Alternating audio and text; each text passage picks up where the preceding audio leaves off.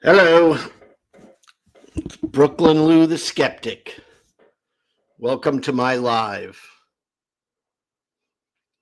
I have something new going on here, so I want to know if I could be heard.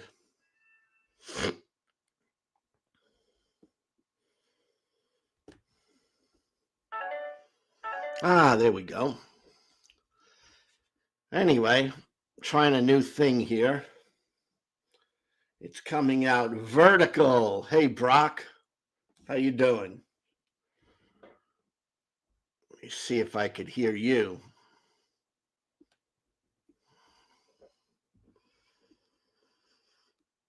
Brock, can you hear me?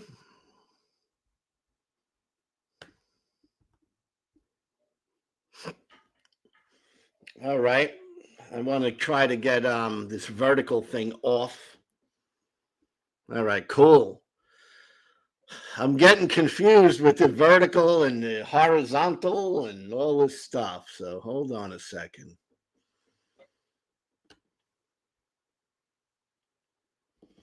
I don't know. My vertical or horizontal?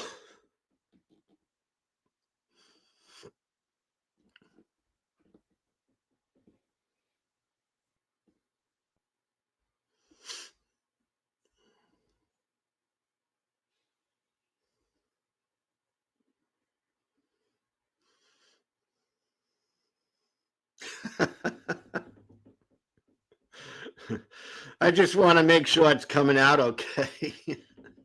Because there's a new feature on this StreamYard, and I clicked it, and I'm not sure exactly what it's doing. It's brand new. It just came out today. It says vertical and horizontal. So I'm hoping it just comes out normal. You know what I'm saying?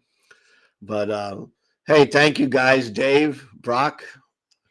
Thanks for showing up. I'm glad to see you guys. I got my coffee today, so I'm hoping to get fired up.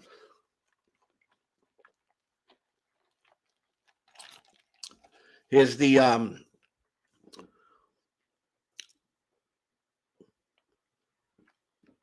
yeah, it may work where it comes up vertical on phones, maybe, and on computers the other way. It was just a brand new feature, and I clicked yes. So not sure exactly what it's going to do, but here's the stream in there. And if anyone wants to come in, of course, always invited in my world.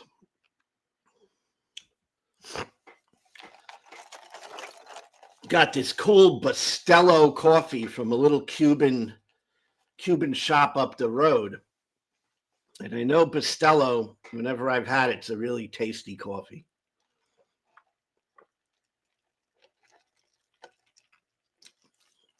Yeah, that should hold me. So obviously, I get a mix of Christians and atheists, skeptics, and agnostics, and people just wanting to, think these things through. I titled this little live, "Why Should I Become a Christian?" And that's for anyone who wants to try to tell me what would be the benefit of me becoming a Christian at the age of 62. What would be this benefit that I would get, if any, with becoming a Christian? So anyone who ever wants to join in is always free to. I can read the comments. Tangelo, how you doing, Tangelo? Nice to see you as usual. Appreciate you coming in.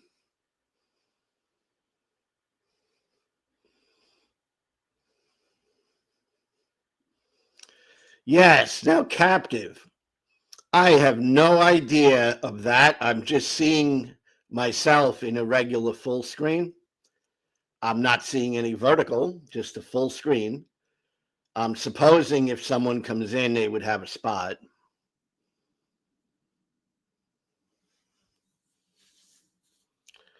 The greatest treasure that we can ever have here on earth, which is Jesus. Now, Tangelo, doesn't that make someone hey Joy, how you doing? Nice to see you. Glad you're stopping by. But Tangelo, I suppose that means I would be blessed in some special way, right? A treasure. I'm going to obtain a treasure that I could only obtain if I'm a Christian. Is that correct?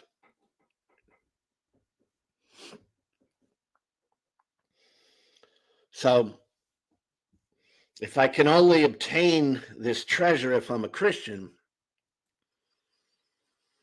what is it I'm missing out on? What is this treasure? What is this treasure going to bring to me? What is it? Is it tangible? Is something I can touch and feel and enjoy? Or is it mental, this treasure? What is it?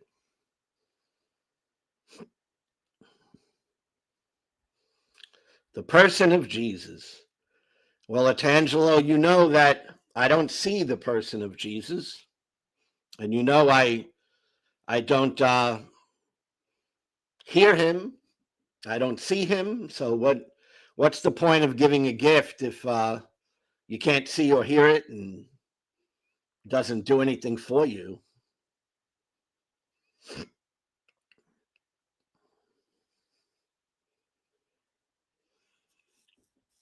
Captive. Joy and Atangelo are on your other stream. I don't even know how this stream thing is working. I wish I knew. I wish I knew how the stream thing was working. I could mess around with it to try to get back to the old way, but I don't know. It might be good just to experiment with this. I'm also for the first time, and any time I've done a stream, as far as I know, this is the first time where I can get super chats, at least according to YouTube. It says I am monetized now. So I don't even know how that will work, given I'm not actually on YouTube. I'm actually on StreamYard. So it's kind of experimental today for me.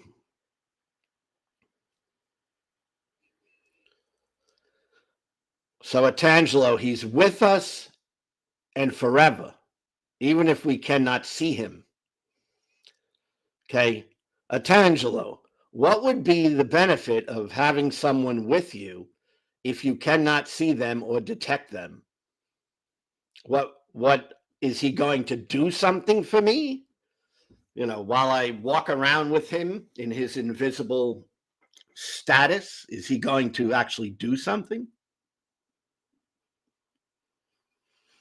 Yeah, I got all that, Captive. I have a Google account set up.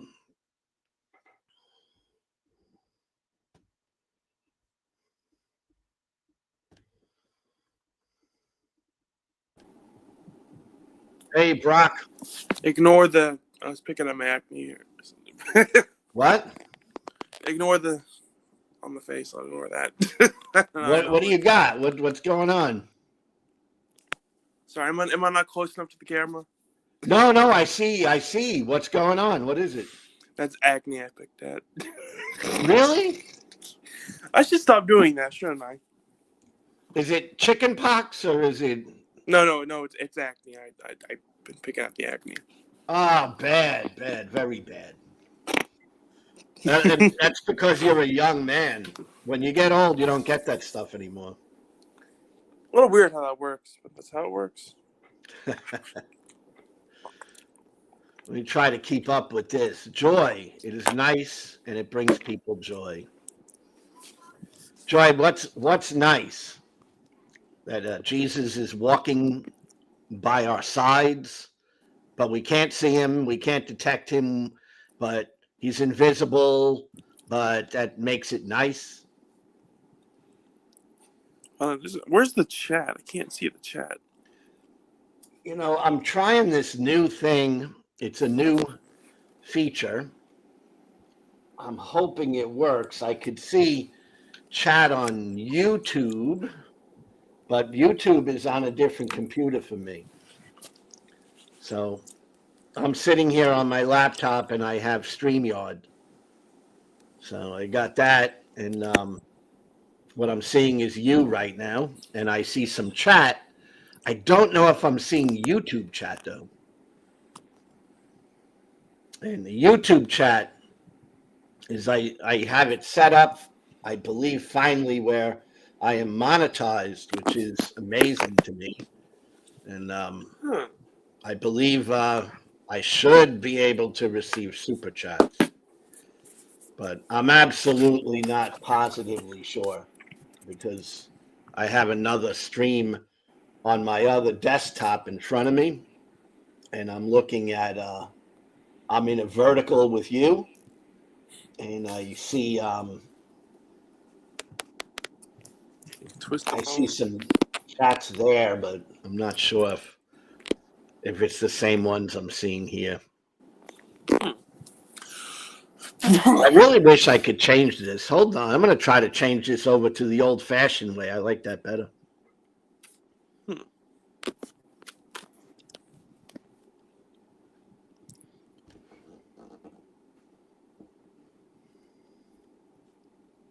It's funny. I could see two of you. It's really funny. Not something I expected. That's what I'm trying to get rid of. Yeah. Captive desk. Is that a super chat, my friend? I think so. Captive desk. That's a super chat. I'm pretty sure. Looks like we got a weird guy in the comments. And it came through. It came through on my StreamYard. It says a star, captive desk. So, thank you so much, my friend. If that's it, it must be working. Let me see if I could change this. Spotlight, layout. I don't want vertical. I want horizontal.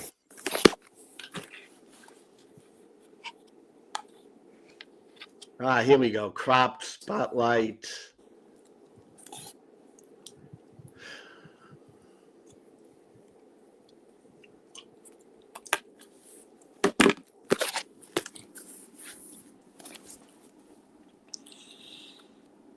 Man, I don't get it.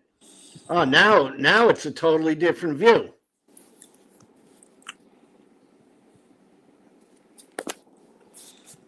Now I got you and I, Brock, on here, and it's in a small little version. It looks funny. It's funny watching someone have technical difficulties. I think I said that wrong. Technical difficulties. You know what it is? I'm not that techie, and there's a new feature. This is the new feature. So all I did was it clicked before I went live. It says, "Do you want to try the new feature?" And I said yes. And now I'm regretting it because it seems strange to me.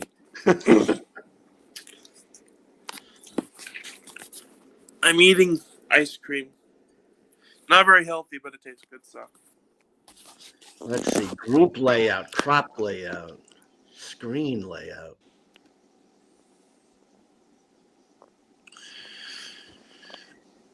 Damn, I don't know.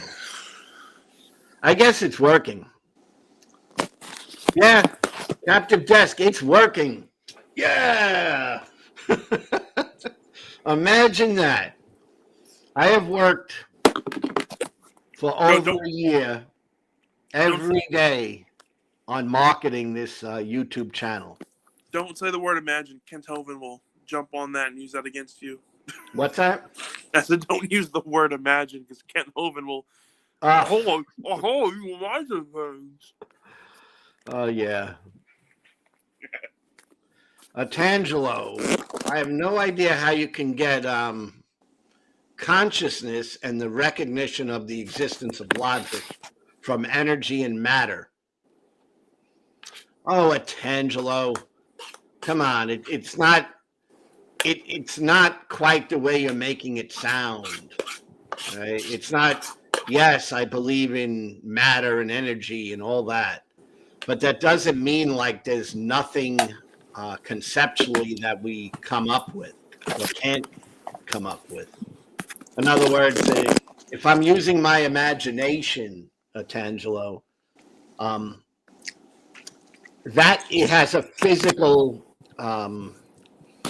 origin. Has a physical origin. It comes from physical matter because it's a function. It's functionality. There are things going on, and just like a chemical reaction causes something. Well, the chemicals in my brain cause something. And that's kind of what we call imagination or thinking. And God, Atangelo, is that. It's imaginary. It's a product or a function that comes out of our human minds. And that is what God is. Now, if that brings you great joy, okay. Hey, Captive Disc. I didn't see the comment where he said hi until just now. Native composition division fallacy. I don't know what that exactly refers to. I'm not sure. Atangelo, cool. Hey, Atangelo, how you doing? Yeah, I'm fine, thanks. And you guys? Always Hello. nice to see you. I haven't seen you in a while, Tangelo. Especially on my channel. I haven't seen you on my channel also in a long time.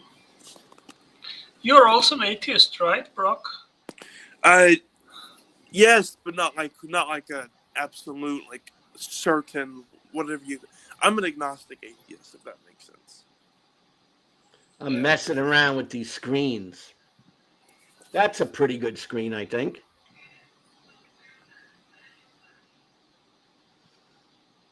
You guys say something so I can hear you. Okay. Atangelo. Can you hear me?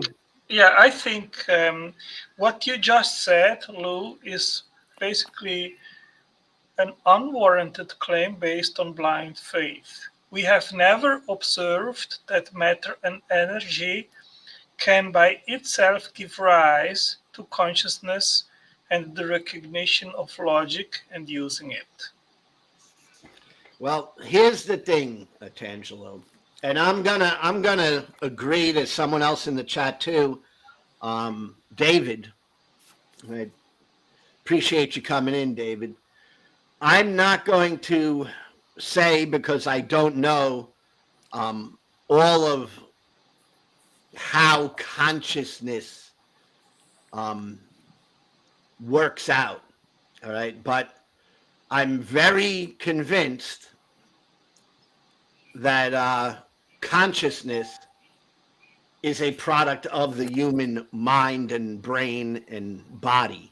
I don't think there is any consciousness without that. And that I'm convinced of. But if you're going to ask me exactly how everything works out and how everything comes together, I really don't know. Okay? And if you know, you can share with me. But if you're going to say, oh, but God, that's not an answer. You know? Yeah, I mean, you have not refuted my observation, and you have actually even confessed it.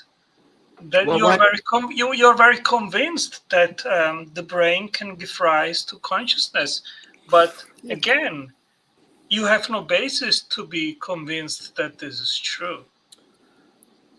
Well, I do have a basis. You may not like it, but I have a basis. All right.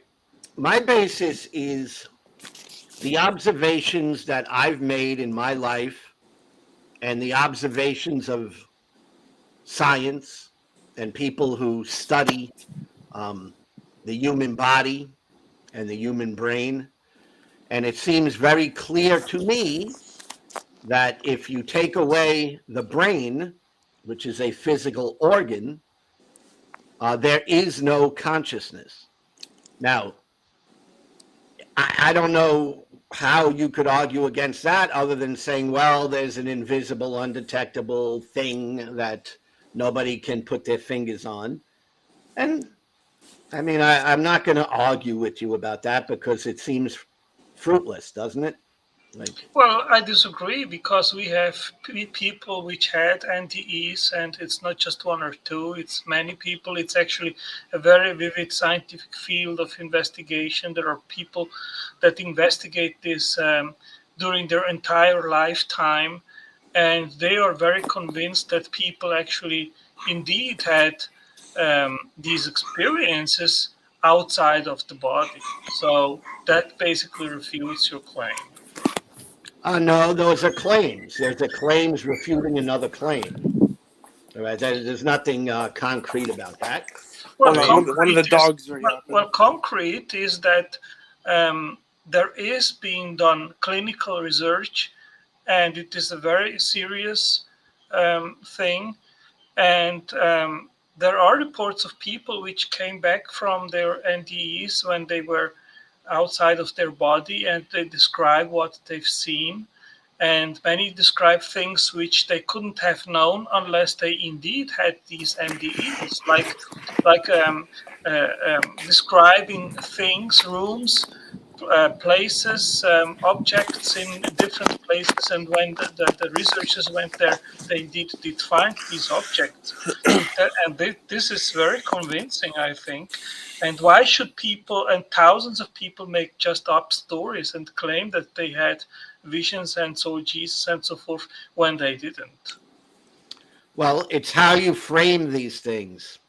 All right. That's what I'm coming to understand more than ever about these discussions, these philosophical discussions. It's how you frame the questions and assumptions going in. Now, I'm going to say I have my own biases. I'm not going to argue I have no biases at all. And I think you're an honest actor. You're going to say you have biases as well. So when we get beyond the biases, we have a human being who says that they were near death, right? So I want to start right there, Tangela. What does it mean to be near death? Does that mean you're dead or not?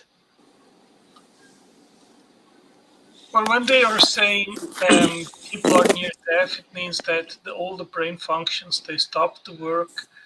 And I mean, people, they report that during this experience, they left their body, they can see their body below them. Then many describe that they went through a light tunnel and so forth. Some describe that they saw deceased people, that they saw angels, that they saw Jesus, and so forth. And I mean, why would people report these things just out of? Why would they just invent these stories? You know, that is certainly a pertinent question. I have there is a video of a connational of mine, of a Swiss guy, which was a lifelong atheist. He had an accident with his motorbike, and he went to hospital, and then he had his vision. He saw Jesus. He came back, and he converted and received Christ as Lord. And he is since then a convinced Christian because he said, "I saw Jesus." I mean, and this is not just a single report or testimony. There are so many out there. I have a site on my library with many different reports. So when you put all this information together, just say, well, this is simply not true. I mean, okay, if you want to simply close your eyes and deny all these reports, fine. I mean, you're free to do that. The question is, are you being honest to yourself? I'm always honest to myself. Hey, on sorry, my thumb was coming through. On Tangelo, aren't there other religions where people have claimed to, people around the world claim to see like other stuff besides Jesus? Yeah, I've heard some things very vague, but not. I'm not. I mean, it's not my field of study, so I cannot give you too much information about that. But there is a very well-known researcher. His name is Pirn van Lommel. He's cardiologist, best known for his work on the subject of near-death experiences, including prospective study published in the medical journal The Lancet. And he is not a Christian, but he is someone which investigates this. I mean, I can give you here the private chat, and after the stream, you can look it up. Tangelo, near death. You're not suggesting these people actually died, are you? Well, near death, what is meant by that? It is meant that all the body functions, they cease to work. And clinically, these people, they are indeed brain deaf. And for some reasons, they come back and then they report what So they I saw. want to really drill down on what your thoughts are. Are you saying that all the stories we hear that are near death experiences, that these people died and then they came back to life? All I am saying is that when they say they are clinically deaf, that means that all the bodily functions, they stop to work, their heart stops to beat, their brain functions stop to do their functions, and and after some minutes or sometimes even more, they come somehow back to life. They get their normal functions back, and then they report what they saw. Okay, is it possible, Tangelo? Okay, is it possible that they did not die? I mean, Lou, I am not in this business to give you the precise definitions, what is meant by near death. I Well, cannot give you much more I than. think it's in the terminology, Tangelo. Near I death. mean, hey, when they say that the body functions stop to work, that the heart stops to beat, that your brain functions stop to function, I mean, what do you get out of that? What I get out of that is that when people pass away, there's a variety of different ways that they pass away. Some may pass away where they might lose their heart function momentarily, or maybe even for a few minutes. I don't know how long that could go on. But if they're revived, then they never were really dead. Dead is permanent. All right. Near death means did not die. So when I hear about near death experiences, I'm not even considering that the person died. I don't think anyone is claiming they died except for individuals. Oh, I died and I went to heaven. But that's not the way we view death. We don't view death by someone said that they died. All right. I mean, if people died and came back to life, why do we bury them? Why do we do that? All right. If we could just, I mean, I know a lot of people who have died. Okay. Should I just never consider them dead? Just always go, well, maybe they're going to come back next year. Maybe they're, going to come back another time. All right. The near death thing is a phenomenon that occurs in the human brain. That's what it is. There's nothing else to it. It's not magic. It's not people having souls and the soul is traveling around. All right. That talk about things that are unproven. I think you are making here absolute statements which you actually cannot make because you don't know all these claims if they are really true. Okay. I don't Um, Now know. I agree. Now I agree with you that near-death people, they are not biologically dead because otherwise they wouldn't come back. I agree with you on that. But the decisive point isn't that. The decisive point is that many come back from this coma state of situation where they're very close to indeed being biologically dead, and they report what they saw. Now, claiming, well, this is everything happens just in your brain and it's an illusion. I mean, sorry, but you don't know that. You claim Right. that this is an absolute fact, but Hey, again, this is a belief of yours. hey, You don't know it. Atangelo, be fair with me. I am not claiming I have absolute knowledge of these things. So, Then so don't state understand it. that. Then don't state it as if you had this absolute knowledge. Well, You what you don't. do you have So absolute knowledge that there's something that leaves the body and goes off into some other dimension? Do you have that? I have proof of well, that. all I have is the report of so many people all around the world which claim that they had these experiences.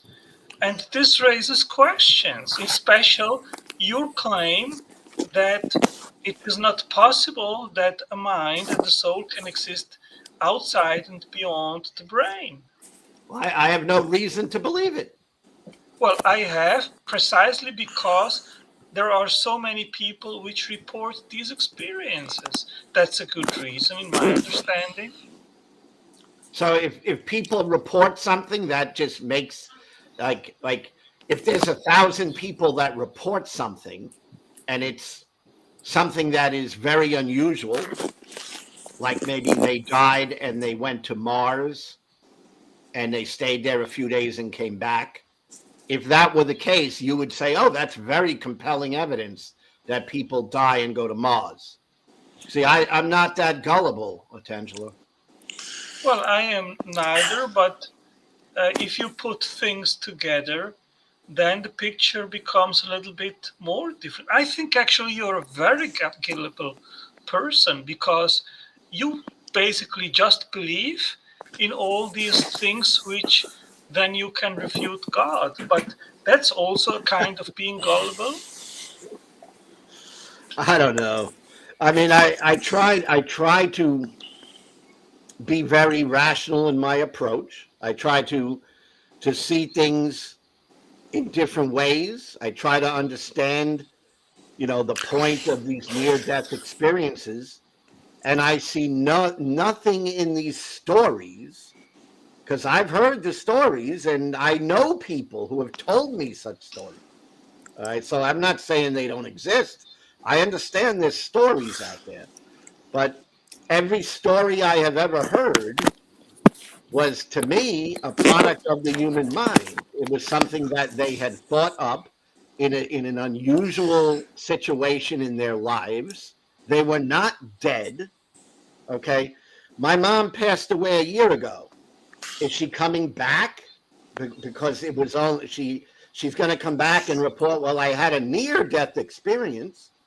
No, because we know the difference between what is really dead and what is near death. And if you're not able to make that distinction, then whatever you're thinking about, it's far out. All right. Well, it still raises questions. Why are so many people reporting these experiences? Are they all making this up for whatever reason it is? How is it that this Swiss guy, which was a lifelong atheist after his near death experience, became a Christian? After, as he reports, he saw Jesus. I mean, what do you make out of this? I mean, you need simply to cancel it, to say, No, well, I'm that's not not canceling it. I don't. trustworthy If can I somebody because it comes, doesn't fit can in I my say something? worldview. go ahead, I'm bro. not. I'm not sure. I don't know if everything is just physical, but I do. I'm forgetting details as I always do. That story of the guy, you said he was Swiss, right? Yes. I can actually give you the link. You can look it up afterwards. Is that the? Oh, you those different link you gave me earlier. I'll look him up if I remember. Do we really know that he was an atheist for all those years? Was he? I don't know if he was because I don't know much about the guy. I don't think I know anything about him really. I mean, if you want, you can even watch it and on your channel, and then you can judge by yourself if this guy is just making stories up, if he's lying for whatever reason, or if what he is reporting seems genuine. You know. Okay, let me try explaining it this way to you, Tangelo. All right, I have had dreams, and I have had some wild dreams, and I have seen angels in my dreams. Okay, does that mean I saw angels like they're really angels because I had a dream about it? Well, dreams and the experiences are not the same. No, but there's similarities. It's a product of the brain. When I have a dream, I'm in an altered state of mind compared to being conscious and awake. All right. And in those states of mind, I see different things. Okay. None of which is happening when I'm dead. Would you be still conscious if you were asleep? Yeah, when you're sleeping, you can still be aware of brain functionality. So yeah. Yeah, but when you wake up, you know you had a dream and that it's not real. Now, when you claim, well, an NDE is just a product of the brain. Well, the thing again is you are making a baseless claim which you cannot back up because you don't know that. I'm not trying to. Here's the difference. There's a big difference, Tangelo. All right, when I'm offering my opinion, I'm offering my opinion. Okay. When you're offering your opinion, you're offering it as absolute truth. There's a difference. Okay. So you are projecting on me what you just did. No. Yes. Everything that I say on my channel is coming from my perspective. I am not making absolute truth claims. Okay. So that's a big difference. All right. If I was here saying I absolutely know for a fact what each person goes through when they have a near-death experience, did they really die? Did they not really die? I would be lying because I don't know. All right. Well, so maybe you should frame it a little bit different, and then you should say, well, I believe that NDE experiences are product of the brain, and that's what I'm telling you. That's what I'm saying. Well, I am criticizing because you frame it in a way as if what you are claiming is knowledge based, and it's not. No, it's based on what I know. Yes, it is. All right. It's not absolute. Know that. It is based on what I know. I've seen many people. Listen. I've seen many people pass away. Unfortunately. Okay. Not happy about it, but I've seen it. Okay. And I've never seen anything where there's any evidence whatsoever that something left their body and went somewhere else. Okay. Nothing. Zero. All right. So that is based on my knowledge. I'm not basing it on nothing. Now I'm not making an absolute statement that I know all situations. Maybe you are not observing yourself, but you just made it again. But Brooklyn, I think you made a statement of fact by accident. Fuck, why can I not talk? A few minutes ago by accident, I think, whatever it was, I don't remember. It doesn't matter though. I think you did. I mean, let's put it clear here. What is a fact is that indeed many people all around the world, they report NDE experiences. That's a fact. Now, the question is, either these experiences are just a product of the brain and they didn't in reality have these experiences, or really they left with their spirit, their body, and Right. they left their brain, had indeed in real life that experience outside of the body, came back and reported it. These are the two possible explanations. Now, neither you nor I, we both cannot make with absolute certainty a claim that either one or the other proposition is true, because we really don't know. So all we can express here is our opinion. Your opinion, and respect it, Yes. fine. I mean, you can think and say, I think it is a product of the brain. Fine, I Isn't respect that. isn't That's a okay. better Now isn't present it as a fact that indeed it's just that without you knowing. That is what I disagree with. Tangelo, I am making it clear. I am not an expert on the brain and what happens in each situation in a brain. Okay. So therefore, I would not be someone who is expert enough to comment on every little chemical reaction that happens in a brain before someone passes away. Okay. I do not know that. But what I'm Yeah. going by, don't say it's based on nothing, because it's based on truth that I know.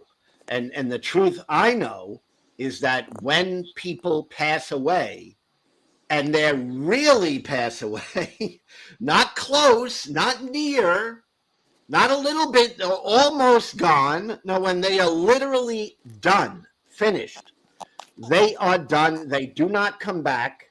They don't tell stories about where they went. Yeah, but All as right. I told you before, we agree on that. That's not the point which is in question. The point in question is if these NDE experiences are real or not. And I'm even going with you, because I do think they are real to the person having them. All right. I'm telling you, I have had dreams, and I woke up and I'm like, holy crap, that was real.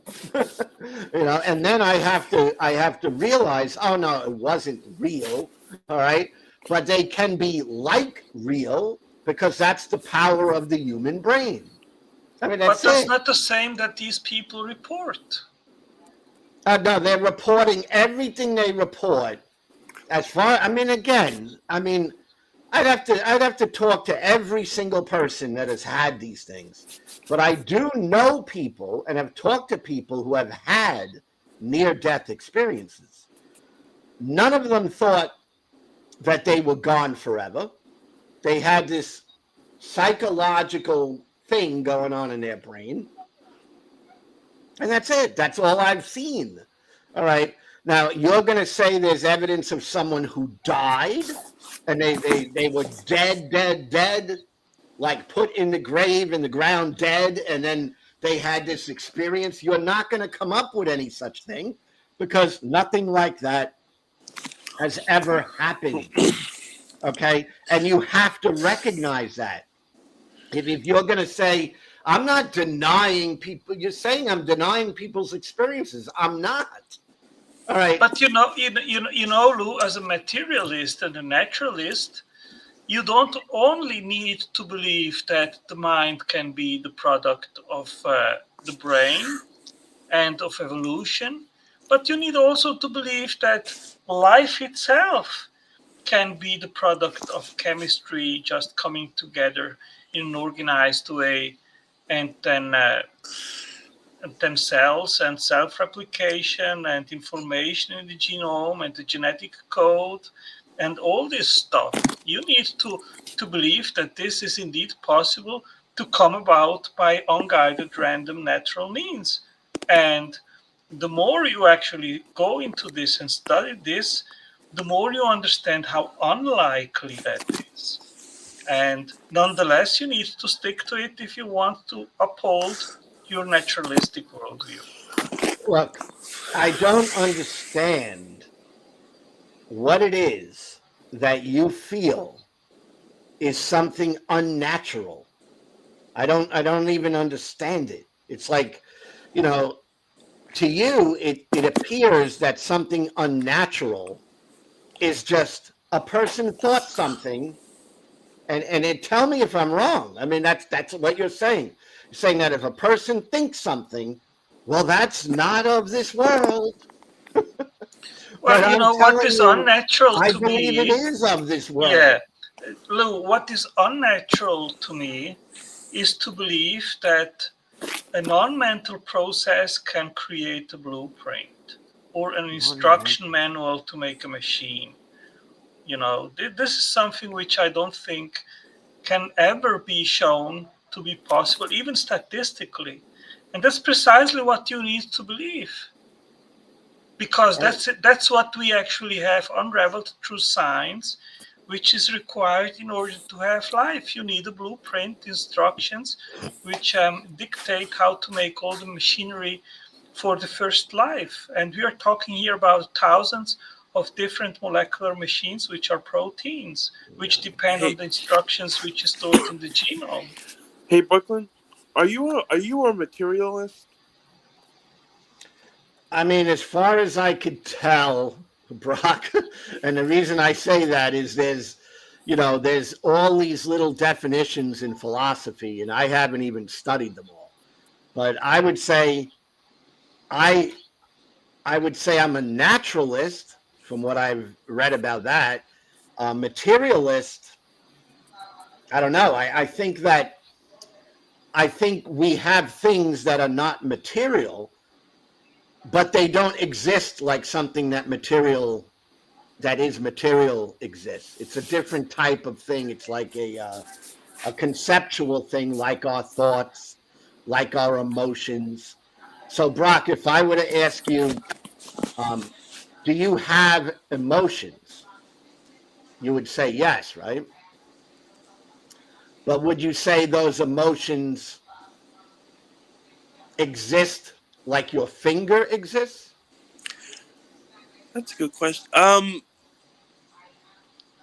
don't know how to answer that, man. I mean,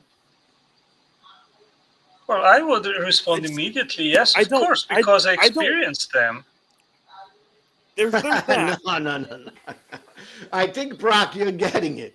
Your finger, you can know exists. Oh no! You mean like no.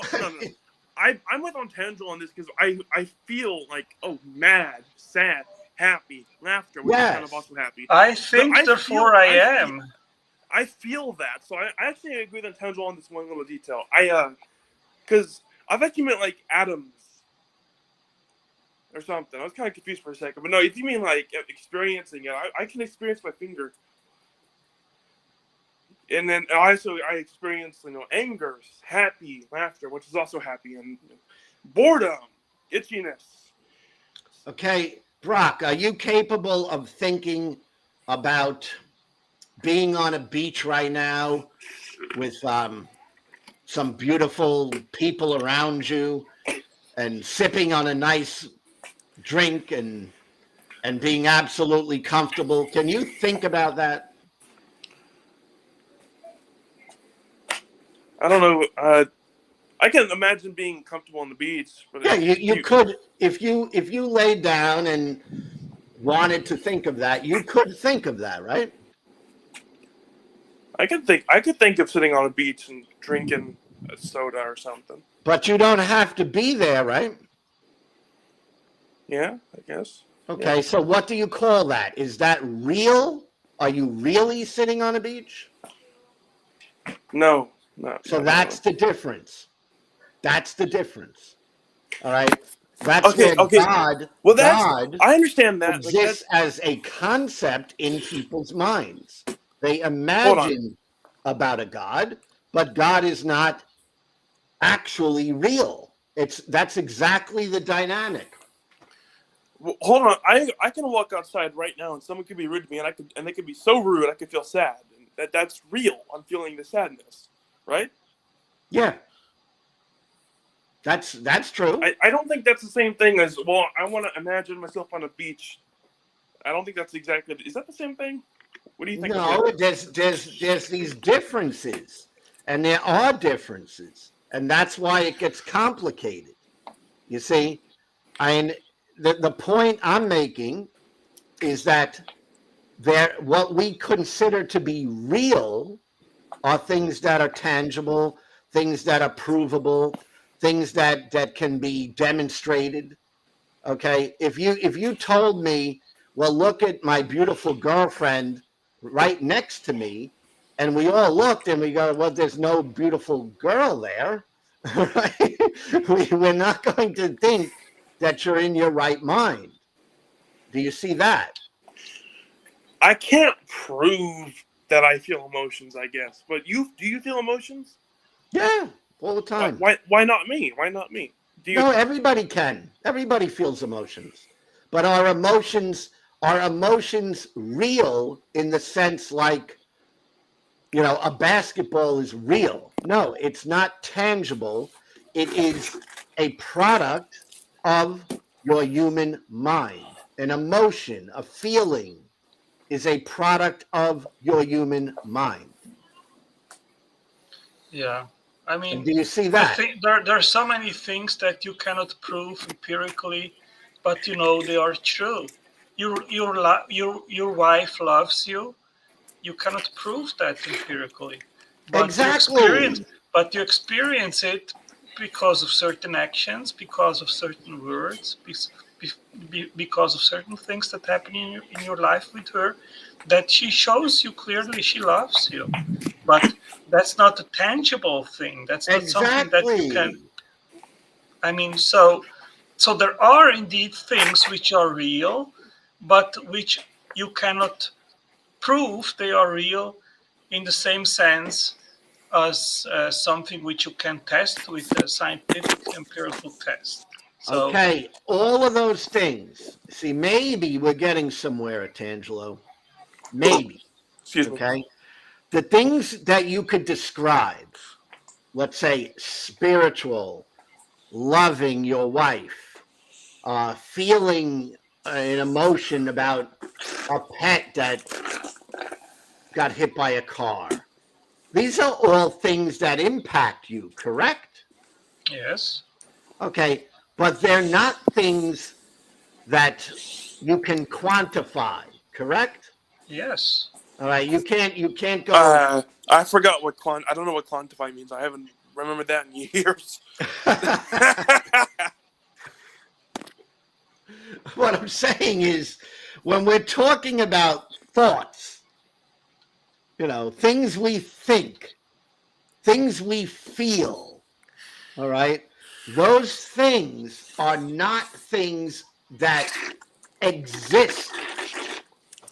All right, that doesn't mean they're unimportant. It doesn't mean they have nothing, no value to us.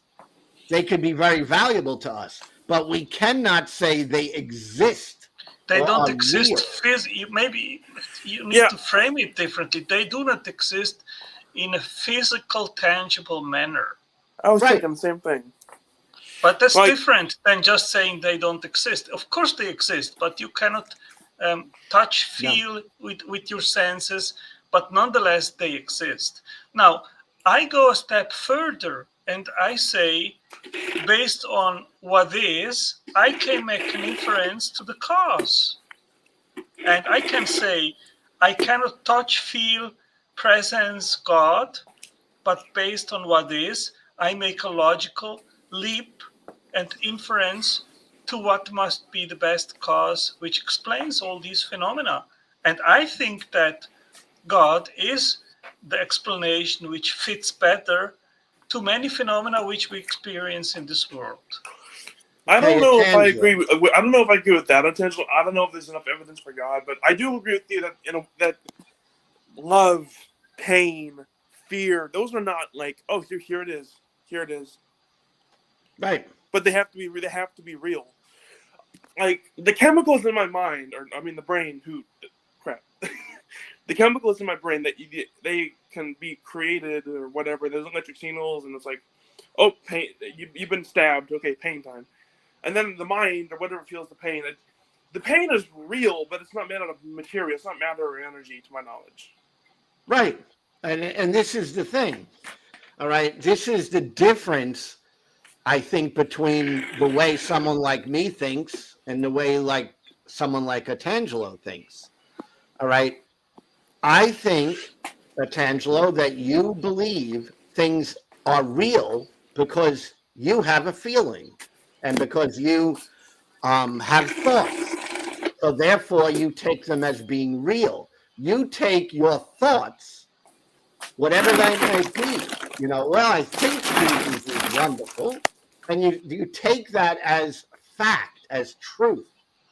Okay, but we do not get to truth by our feelings. I Okay, completely disagree with you. My thought process is much further than that. I Hold don't on. believe just in God because of feelings. I believe in God for two main reasons. One is direct revelation in the Bible, and secondly is natural revelation, which is also called natural theology, or the physical world, which needs an explanation. And I think that God fits as an explanation for all these phenomena which we observe in the natural world, which is the universe itself, which is based on laws of physics, which is fine-tuned, which most likely had a beginning.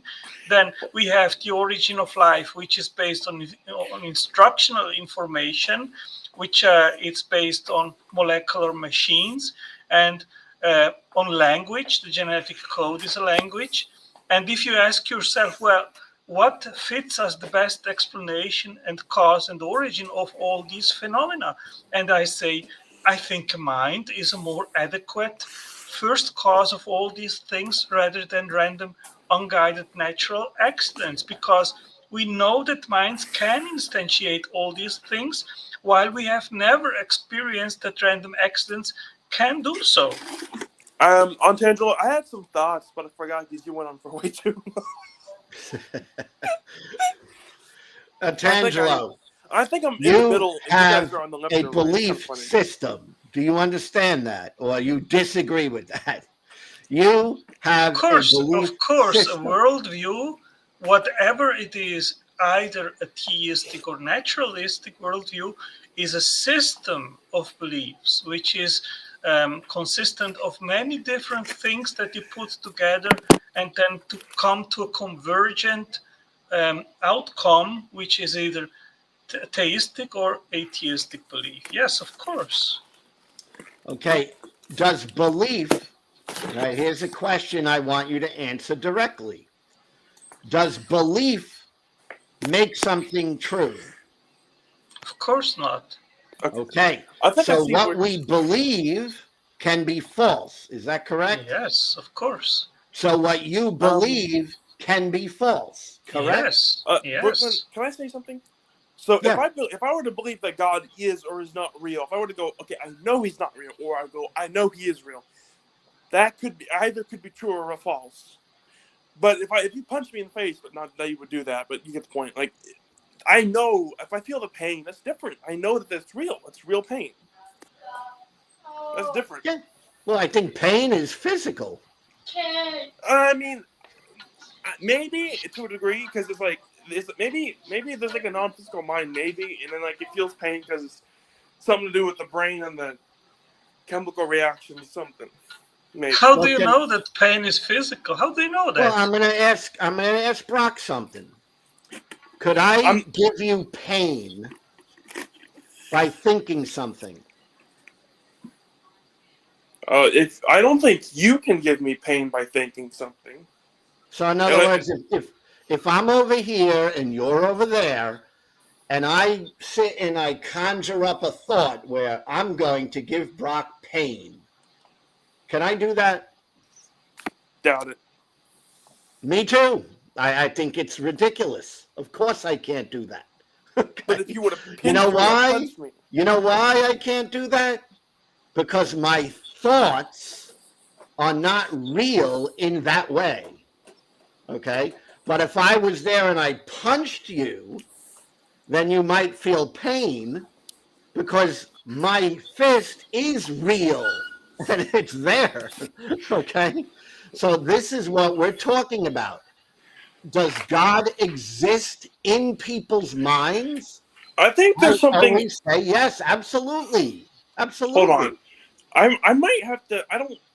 Let me think. Remember, I'm not the biggest expert on everything. I'm a slow thinker sometimes. I hope you don't mind. Let me. Crap. I just dropped the phone. Sorry. Well, I forgot what I was gonna say. Could you repeat that?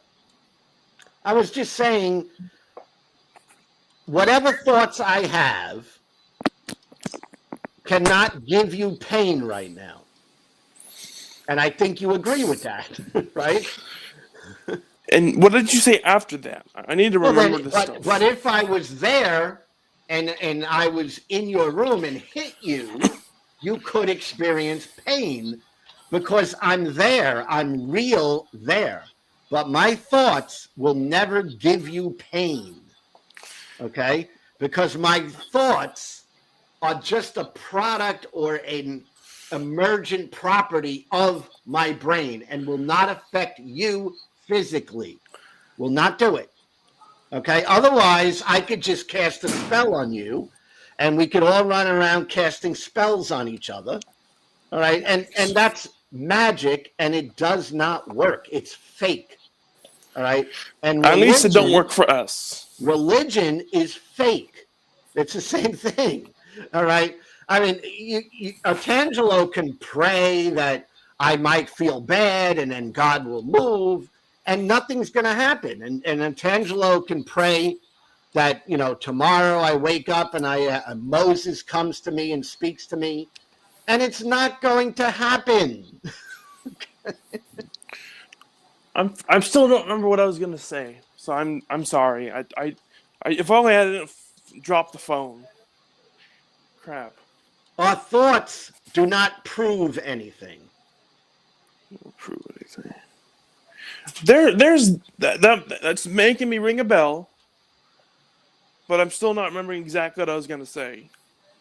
My thoughts do not prove anything. I mean, You know, Lou, there are things that you can test actually and then come to conclusions which are based on these tests. And you can do that also in regards of God's existence or not. And Yes, you know what? and if you have a test, Atangelo, this is an open challenge for me. And it's an open challenge to anybody who's a believer.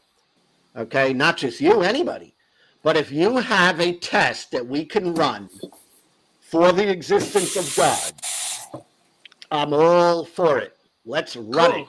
Right. So I think that the intelligent design proposition can be tested if it's true or not. How can it be tested? It can be tested by demonstrating that alternatives are false. Hold on. And once. Hold on, Atangelo. That's not what I'm getting at. But that's what I am getting. But that's what I am getting at. But you and I'm trying to explain you that. You believe in the Christian God. Is that correct?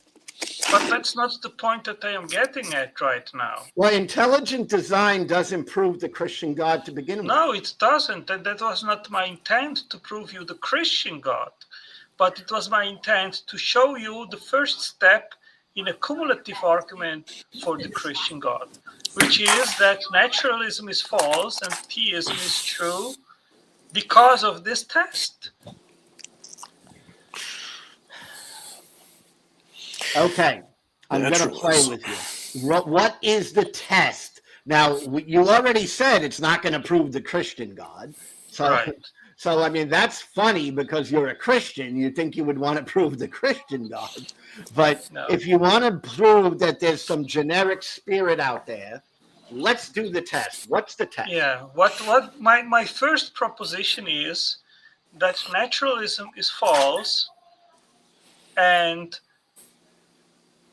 it is true that there must be an eternal, powerful, conscious mind, a person, which created life. Okay, and I don't characterize that deity or that mind further than that. So I don't claim it is the Christian God. But what I'm claiming is that a mind has been shown to have the capability to instantiate instructions to make devices with specific functions. I, as a machine designer, I have learned that, As machine and I designer, can do it, I have and learned I know that, it's and I possible. can do it, and I know that it's possible. Someone has. Sorry if I Someone glitched out. I has, had to put the phone in the charger. Tangelo. Tangelo. No, it's not me. Rex, Rex, must be Brock. here. Must be Brock. Okay. Okay. What's that squeaking sound? Brock, I can think you that's turn down on your your right. microphone?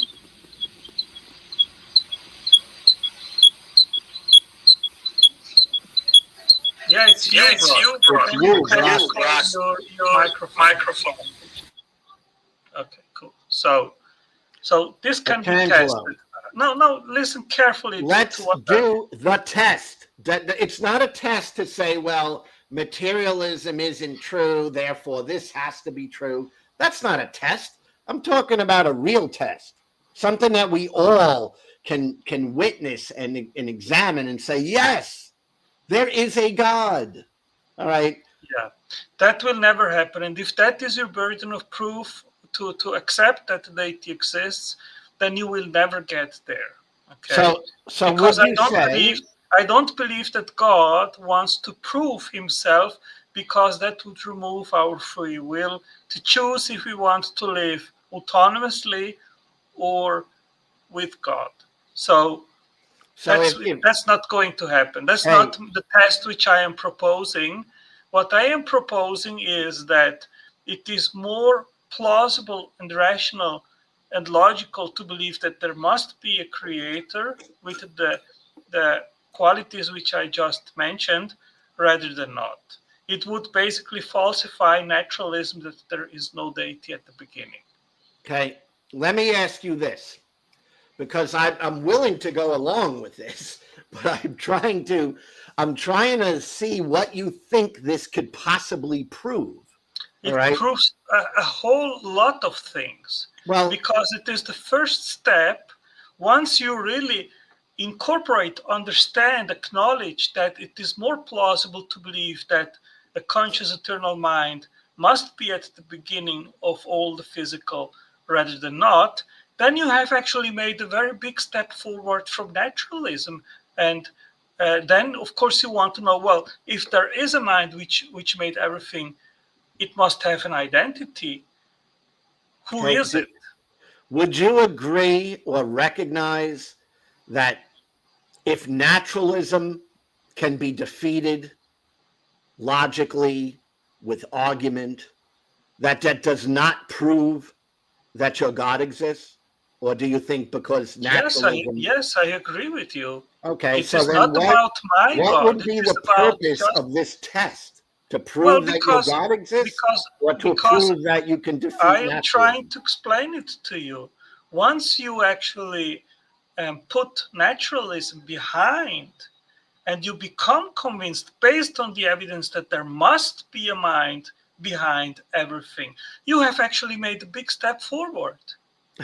But I didn't get there yet, even if I went that road. And I am trying to explain to you why it is rational to believe that there must be such a mind rather than not. Okay, so let me go along with this. I'm going to let you give your argument. Okay? Okay. Now, your argument is not going to prove the Christian God. You've already said that. Yeah. Right? But it's going to prove some sort of mind is out there. That I would say it is. I would frame it carefully and say that it is more plausible.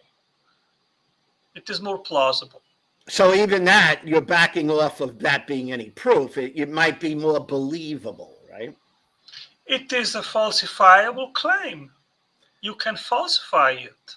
Okay, so is it your position that there is a mind that is invisible, a spirit mind, something we can't see, touch, feel, detect, but that mind is active in this world today? Absolutely. Okay, yes. now demonstrate that for me. I don't have to demonstrate it. Well, what That's is it not- you can well, do? that's not the point that I am trying to make. You know, the two basic problems of atheists is their epistemological framework and their understanding of science, and you lack both. Okay, now, I am not a person who is talking to you right now about philosophy and epistemology. I literally asked you if you as the one who is supposed to be now showing how there is a mind somewhere out there that we cannot detect, and we I cannot. cannot show you, that's the part of the problem of your epistemology, that you think I need to show you a mind in order for you to acknowledge that it has to be one. Okay, well, No, what I is it don't you're have going to to do? show it. I don't have to show you that. Okay, well, what is it you're going to accomplish? That's what I'm missing. I already explained you that. Once you actually understand the argument, then you can understand why naturalism is false. Okay, let's go with the argument. Let's go step by step with the argument. Okay. Science has unraveled that life is based on instructions, on instructional information, which is encoded in DNA. What are these instructions? These are instructions. They are conveyed by a complex specified sequence of nucleotides which dictate how to make molecular machines, which are proteins, which are the working forces of cells upon which life depends. So there is no life. Just curious, just curious real quick, what source are you getting this from? Well, that's basic science. What source? Do you have any sources to cite, or are you just talking out of nothing? Is there a Well, source or a science review paper that we can look this up on, or? Well, by Bruce Albert's book, The Molecular, what is the name? Any peer-reviewed papers that we can look up? Yes, of course. I mean, this is common knowledge. This is not a secret that I'm telling you. I mean, what is the function of DNA? It is to store instructional information, which is what life depends on. That's no big deal. So are you saying that? Know that? I don't know. Let's go cut But that's through the nature. chase. Yeah, let's cut through That's the nature. chase, Tangelo. I don't know if. I don't know if we Wait. What does it mean that's nature? You're trying to claim naturalism is false, but that's naturalism. That's nature doing its thing. Evolution does its thing like that as well. That's naturalism nature. Naturalism. Well, no, you are straw manning. That's not false. You are straw manning what naturalism means. No, natural is natural. Natural Yes, force you is are. doing natural. No, natural forces. Yes, you don't even know what That's naturalism means. Wow. Yeah, yeah, we do. That's funny because a lot of you Christians constantly. No. What is naturalism? Still man it. What is naturalism? Naturalism is what natural forces do on a daily basis. Is believing in physical natural forces. Natural forces like physics. Okay, then what is it? What is it, Mr. Christian? I forgot what naturalism is, but I think I know what materialism is. Naturalism is the proposition that there are just natural things in the real world. That's what I just said. Natural forces. Is that not natural things? That's or different. Did they change than all just of a sudden? saying there. Of course, there are natural. Okay. Natural things are different than natural forces. Listen. Of course, there are natural things because we are experiencing it. Otherwise, we wouldn't be here. Naturalism is the proposition that there are no other things beyond that. That's what I was just saying. Physics, like physics. No, you didn't say that. You didn't say that's that. That's what I meant. Very precise in your proposition. Physical forces, which are nature. Physical forces, which are physics, is nature. Yes. Okay. Natural forces. Natural forces are natural things, like you said. Listen, if you want me to actually give you my line of reasoning, then you need to have nobody here which. I'm which all hijacks ears. it. We You are know. all ears. But when you say things and you make a claim, and it seems obvious that there's another question that needs to be asked, we're going to feel free to ask that question. Is that fair? Yeah. Yeah, So but that's continue. not what just happened. So let me You continue. just misconstrued Wow. what I said about naturalism. I literally said Okay, what you Lou, said. I'm coming back Same another thing, dude. time. It was Same nice thing. to All meet right, now you. keep going. Okay, Keep going. bye. Aw, Wow. I wanted to hear what he had to say. Now, look, hold on, Lou. Let me Us? get this right. Was I wrong about this? Natural forces is what naturalism kind of is. You don't believe in nothing else but the natural forces in the universe.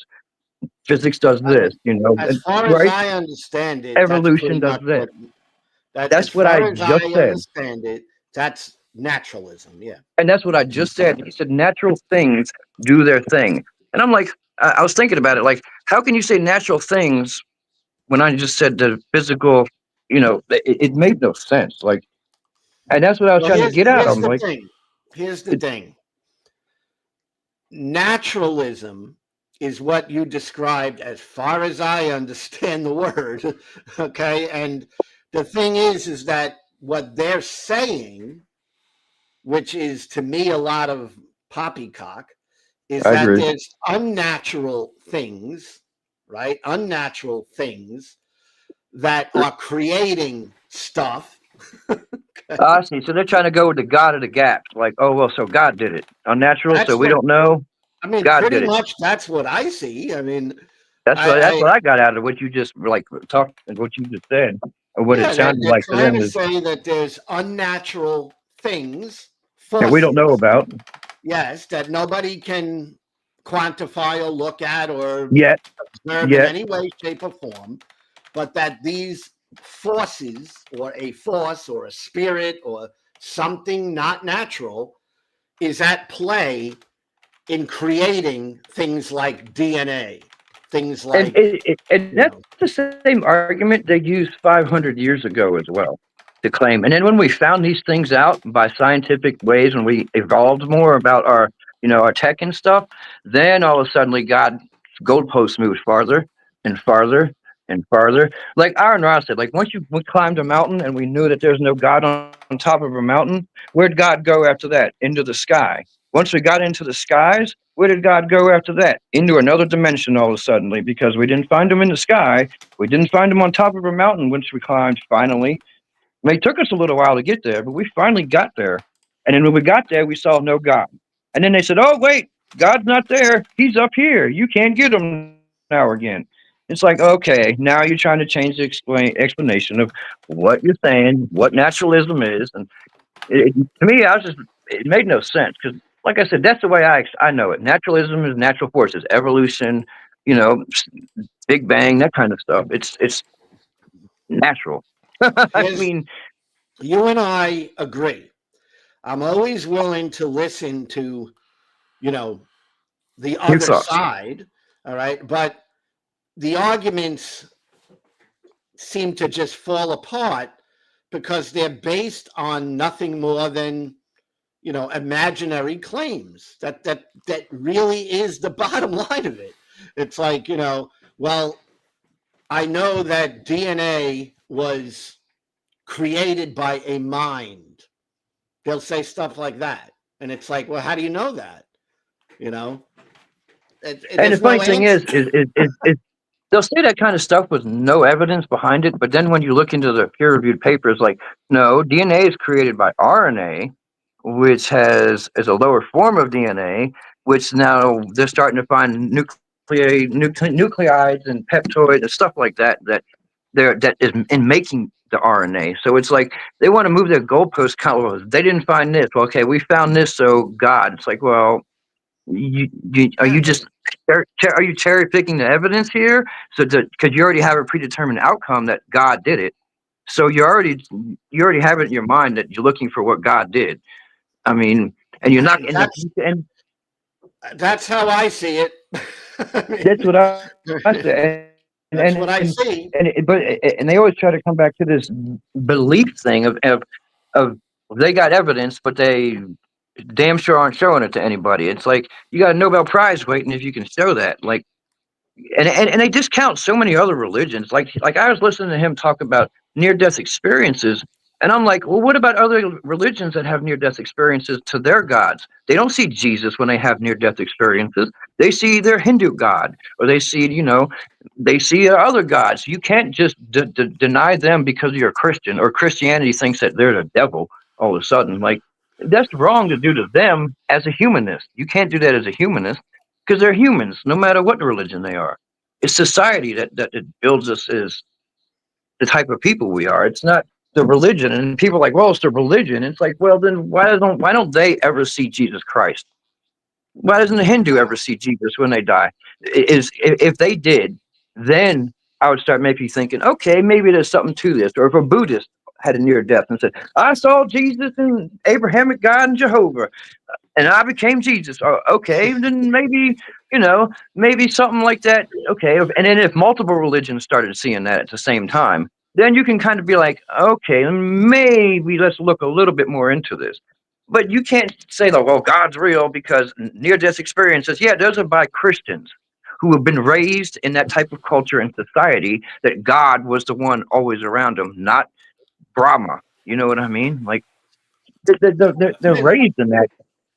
So when they I see it try and they to die, the I human has try to break down these arguments so that I can actually understand them as we would say, steel man them, right? I try to understand what the point is. And when I break down that type of argument that he was given, it's like, well, we see some really complicated stuff like DNA. Must be a god. That's the ultimately well, what they're saying.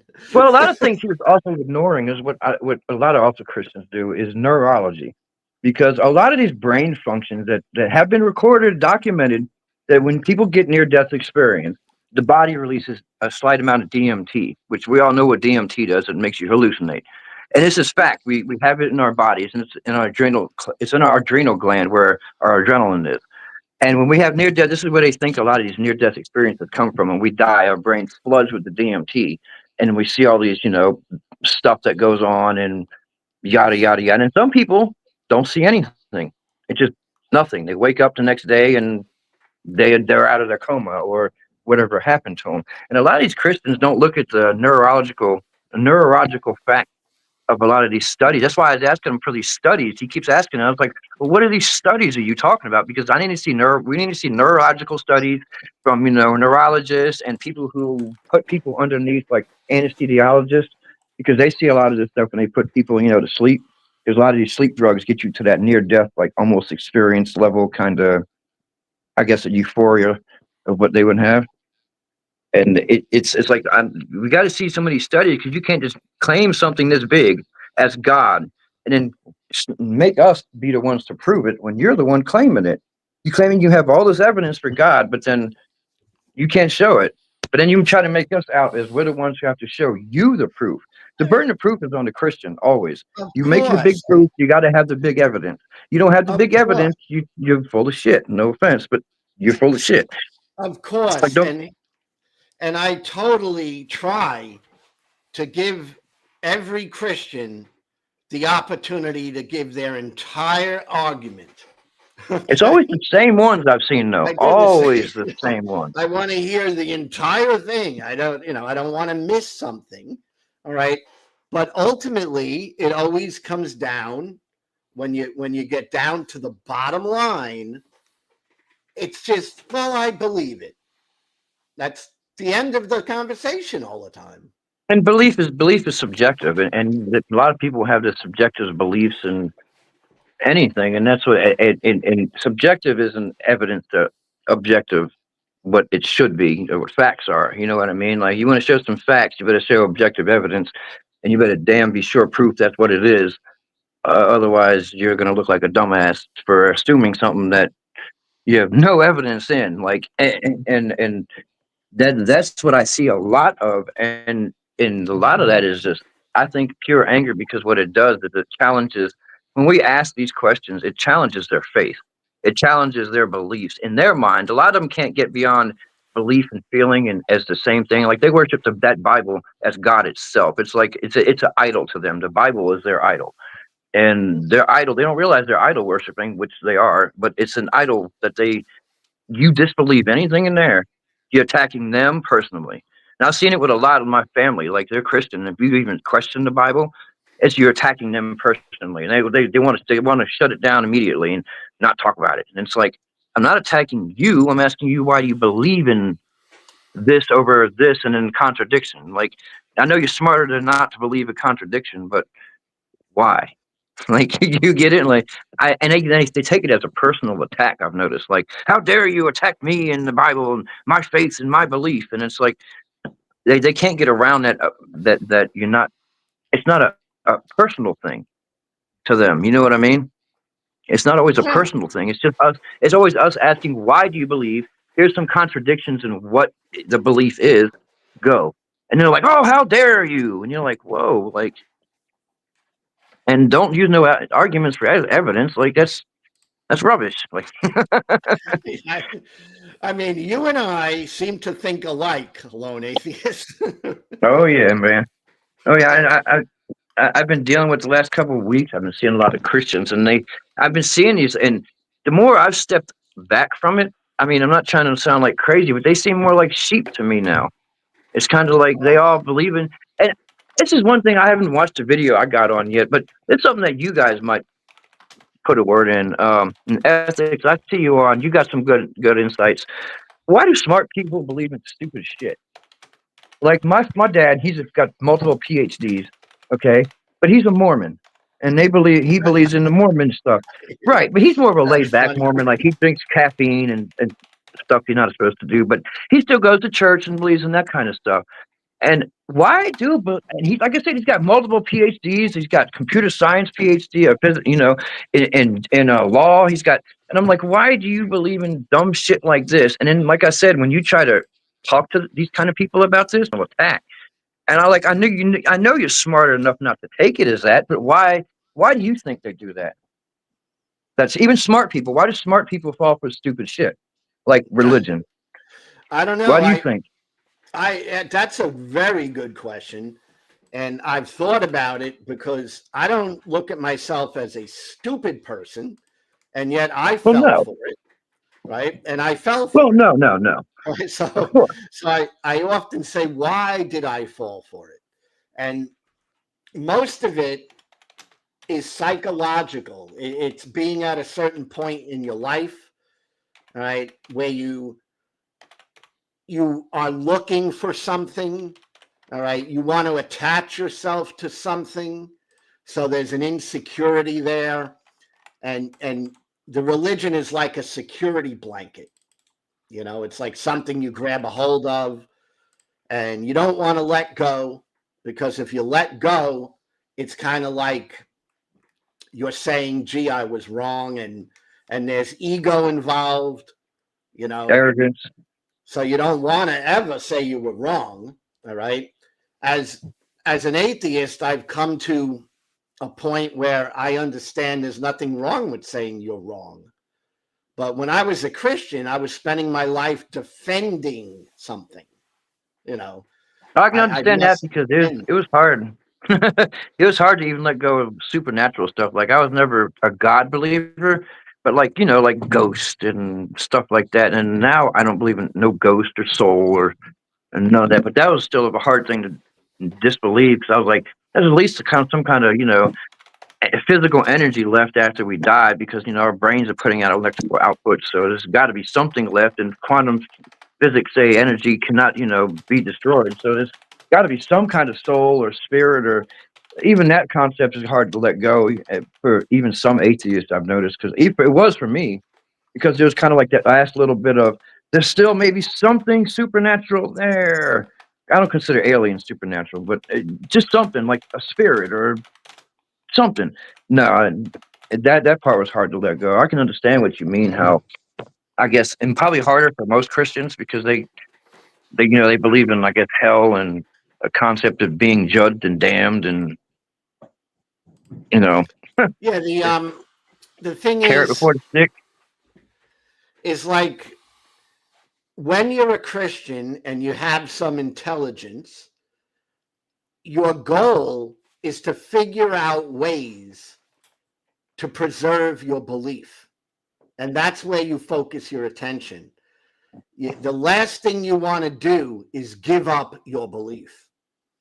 And I So can see that being you're using your intelligence to reinforce your belief, and that's why you go all off into philosophy, and you become an expert at philosophy, so that when you encounter the atheist or the heathen, you could show them your deep knowledge of philosophy. the Thomases of the world. You know what I'm saying? It's like, Right. it's like, and ultimately it all comes up short.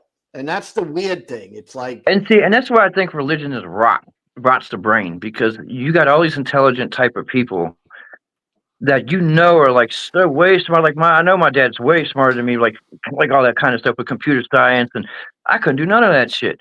But then it shows where the religion rots their brain to where it's like it's like a fake wall you just put in the God glasses. They believe in this they can defend this certain belief. And see, and that's why I get caught up is like the belief and evidence. It's like there's no evidence in the belief. It's like you can't just blindly believe, but then the same people will do that, won't blindly believe with other things.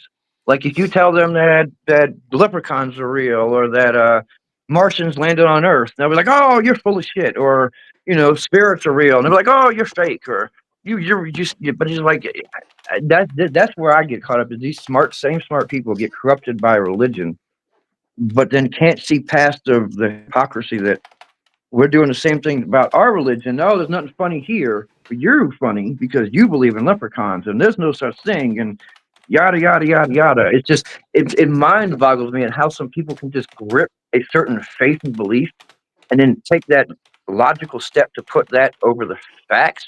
But then everything else, they put the facts over the belief. It's like, why is that one thing fucking just the one thing that does it? And religion, and that's how it shows that religion is one of the rots of man's brain. Besides sports and politics, that's one of the most tribalistic rots of man's brain. I mean, man, you get rid of those three things. I think there'd be a lot better stuff in the world. I mean, because all that stuff, man, is us versus them, you versus me, team versus team, political versus political. That's always you versus me, and it's always separating humans. And as a humanist, you can't be a real humanist. You can't be always you versus me, you versus me, you versus me. It's got to be we all do this together as humans, as a society. You know what I mean? We shun the ones who harm us as a society, but we got to be a human society, not us versus them, you versus me, politic versus politic, sports versus sports team. Like it can't be that if we want to be real humans. And I think if we don't ever get past that as humans, we'll never make it to space because we'll have a politic fighting another politic and who wants to do in what space, and it'll never be there ever. It's always something for the masses for us not to get beyond our societal problems or put more effort into education. We need more scientists, not more football players. You know what I mean? Like, yeah, all the way. yeah. But why do you think that the believer in whatever religion, Muslim, Jew, Christian, any Not of these, Abrahamic. any of these religions, why do you think smart people, get sucked into them? I say, and tell me, you might have a different take, but I say primarily it's because of psychology, that is something important to them, of them having a purpose, them having something they could hold on to and say, this is me, I'm a Christian, I'm dead I to agree with that. myself. And it's like a stubbornness, But see, I think that same way. But and my thought to add on to that, Lou, is how come they can't see the natural world for itself as the beauty of what it is? the beautiful sunset, going down, the beautiful plant that smells good, the beautiful day, the breeze going through your hair, the naturalism. Why can't they take that as a subtle inference? Is okay, it's got to be, God did this. It's like, why can't you just take nature for what it is? And without the religion, you don't need the religion in it to feel that. But what I agree with you're saying 100% is they need that that placement in life of where they need to be or what they need to be to themselves, I guess. And I also, I'm not trying to sound crazy, but I know I've been noticing this once I've started getting a little older. They, like you said, they try to find more meaning and purpose and where they need to be in their life, I guess. And plus, it's getting kind of scary as you get older. You're getting closer and closer to become monkey mush in a grave, like big pile of rotting monkey meat. Technically, you want that purpose in life to fulfill something, even if it's not.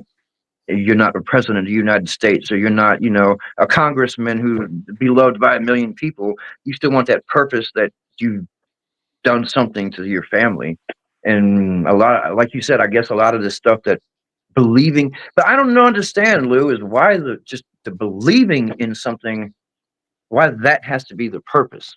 But like I was saying, like, why can't it be just nature beats purpose? It's like the God has to be injected there to be a purposeful life. It's It's like a mental illness. Here's the thing. Go ahead. So maybe there was some people back in the day who did not feel the need she didn't feel the need to believe in God to be happy, and the people who did just killed them off, and now they're the majority of the world. Well, that's partial. I think parts of more, religion became mainstream and took over. Like, especially after Rome, Constantine mainline Christianity, and then from there, Christianity went as the death cult that it is today. I mean, the Inquisition. I didn't realize today. I thought the Inquisition, Spanish Inquisition, was 1600s. It ended maybe 1700, early 1700s. It went on to the mid 1800s. And that alone destroyed this. I mean, if you're getting threatened to be hanged or be burned at the stake for believing that the world, the sun didn't go around the earth, you wouldn't want to do science either. I mean, I think after Constantine let Christianity run wild is where it went amok. And then a lot of that stuff also had death threats. I mean, you got apostasy, heresy, blasphemy. All those are death crimes. Were death crimes in Christianity back then, especially in the Inquisition. They'd kill you instantly. You wouldn't have no trial, no nothing. I mean, and if they had a trial, it was a sham trial, and they tortured you until you told them you were guilty.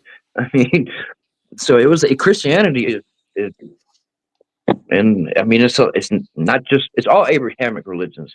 I think that a lot of people get sucked into, like Lou was saying, that they want to find purpose. And do you mind if I jump in here real quick? I don't want to be rude. Yeah, brother, go ahead. Hey, objective atheist. It's been a while. First thing I know I want to say, Lone Atheist, I haven't got a chance to catch up with you in a minute, brother. So it's really good to see you again. And Brock, I always good to hear from seeing you too.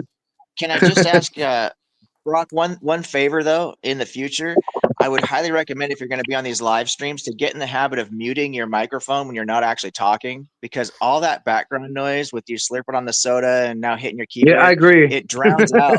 Yeah, you can't really hear what people are saying. So just keep that in mind. But it's great to see you.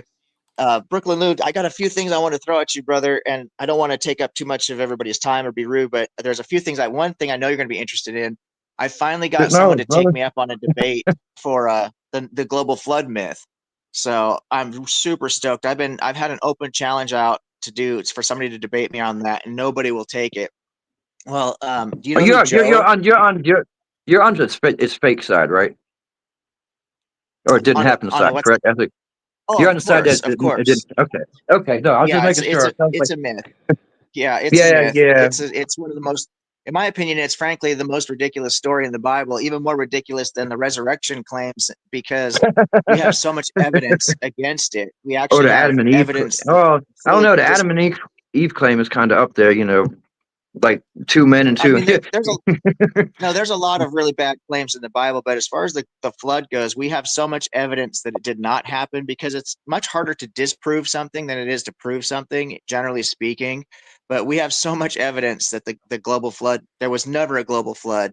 And so for people to claim that as being a literal event is just completely ridiculous. But Ridiculous. Joe, you know who Joe from the Kentucky Atheist is by chance? I think Yeah, I've Seen heard I his of that. know stuff? Kentucky atheists. Oh, you and I have been on a show on his Yeah, together, actually. I I think know about Joe. it. Yeah. Yeah. Okay, so Joe reached out to me a few days ago and asked if I would be interested in joining his debate team with Austin Sims, who is a really good atheist who I debates know who that is. evolution. I know who Really that is. smart guy. Yeah, So I was very, quite very cool honored dude. that they would. Yeah, I was quite honored that they would recruit me. So apparently, what Joe is setting up is a 3v3. So three skeptics, the two atheists, and myself as the agnostic, are going to Sweet. debate three Christians. Yeah, it's going to be a fun one. And What channel is it gonna the be way on? it's set up, it's going to be on Joe's channel, the Kentucky Atheist, this Saturday at 7 p.m. Eastern. I'm gonna try to And catch it the then. way it's, oh, you should. It's going to be a good one. The way it's set up is it's going to be What each channel? side gets to the Kentucky Atheist,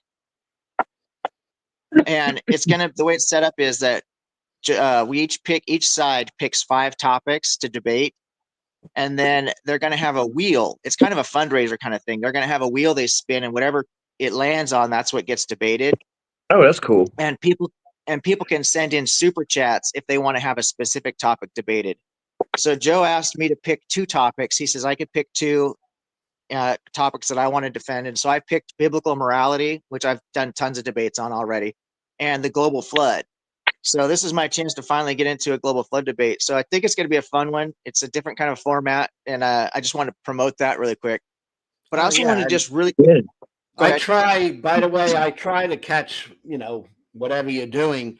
I lose track of it because, like, you'll mention it like right now, and unless I write it down, I don't have it. Unless you put it in the in like the comments, and then I'll see it.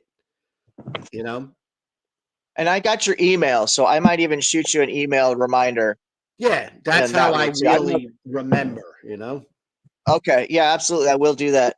Hey, I just Epic, wanted to just did you watch Aaron Ross stuff? He's got a lot of stuff about the global flood and the myths and all that kind of stuff. He's got like a big playlist if you ever watch his stuff about it, I about have seen debunking it. some stuff. Yeah, I have seen some stuff from Aaron Ra in the past. I really stopped watching Aaron Ra because I'm an independent centrist, and I Aaron got Ra you. is way too political for me. And I'm not for the right I or the agree. I left. agree with that. I agree with that 100%. Like, I don't listen to the political stuff as much, like just the religion stuff and like his taxonomy stuff with evolution and stuff. Other like religion is like politics. Like I was saying earlier, it's just try to stay out of that fucking mess. You know what I mean? Yeah, I try to stay away from that. If you want to just look at evolution, also there's people who are much more qualified, and Aaron Ra makes good arguments for evolution. I'm not throwing shade on the brother. I just don't get Right, into right, all right, his right. content. But Gutsick Gibbon, if you haven't heard of her, Yeah, oh she's yeah, I know doing who she is. yeah, she's the source I go to for evolution stuff. But Austin Sims, the guy who's going to be on my debate team, he does a great job with debating Her and evolution. there was Mark Reed, there's the other guy. What the hell is his name? Forrest. Forrest. Forrest Valky. Valkyrie, Yeah. He's got some good stuff too. he does. But again, him and Matt Dillahunty are just too. I just don't care for the way Yeah, they present themselves. They just too. Matt. Like I go to watch his stuff about atheists, and it ends up being political. And I'm like, I'm here to live about atheists. I don't give a fuck about Trump, dude. Like, I want to know about religion stuff and how I can combat it. Not like that's what your title said. Not not we're going to talk about Trump for half the show. Like, I don't care. Like, Yeah, I I agree. get you, brother. I get I you. just there's too much of that going on around. You can't avoid it. So I just try to stick with guys who, I mean, everybody has their own views on stuff, and politics does tend to transcend a lot of areas. But most guys, like Lou, for example, he puts out a lot of great content, and he might mention a particular issue, but I've never seen Lou do a Right. I 45 agree. minute, politics thing about this or that, So, I know. I so I agree. I just prefer agree.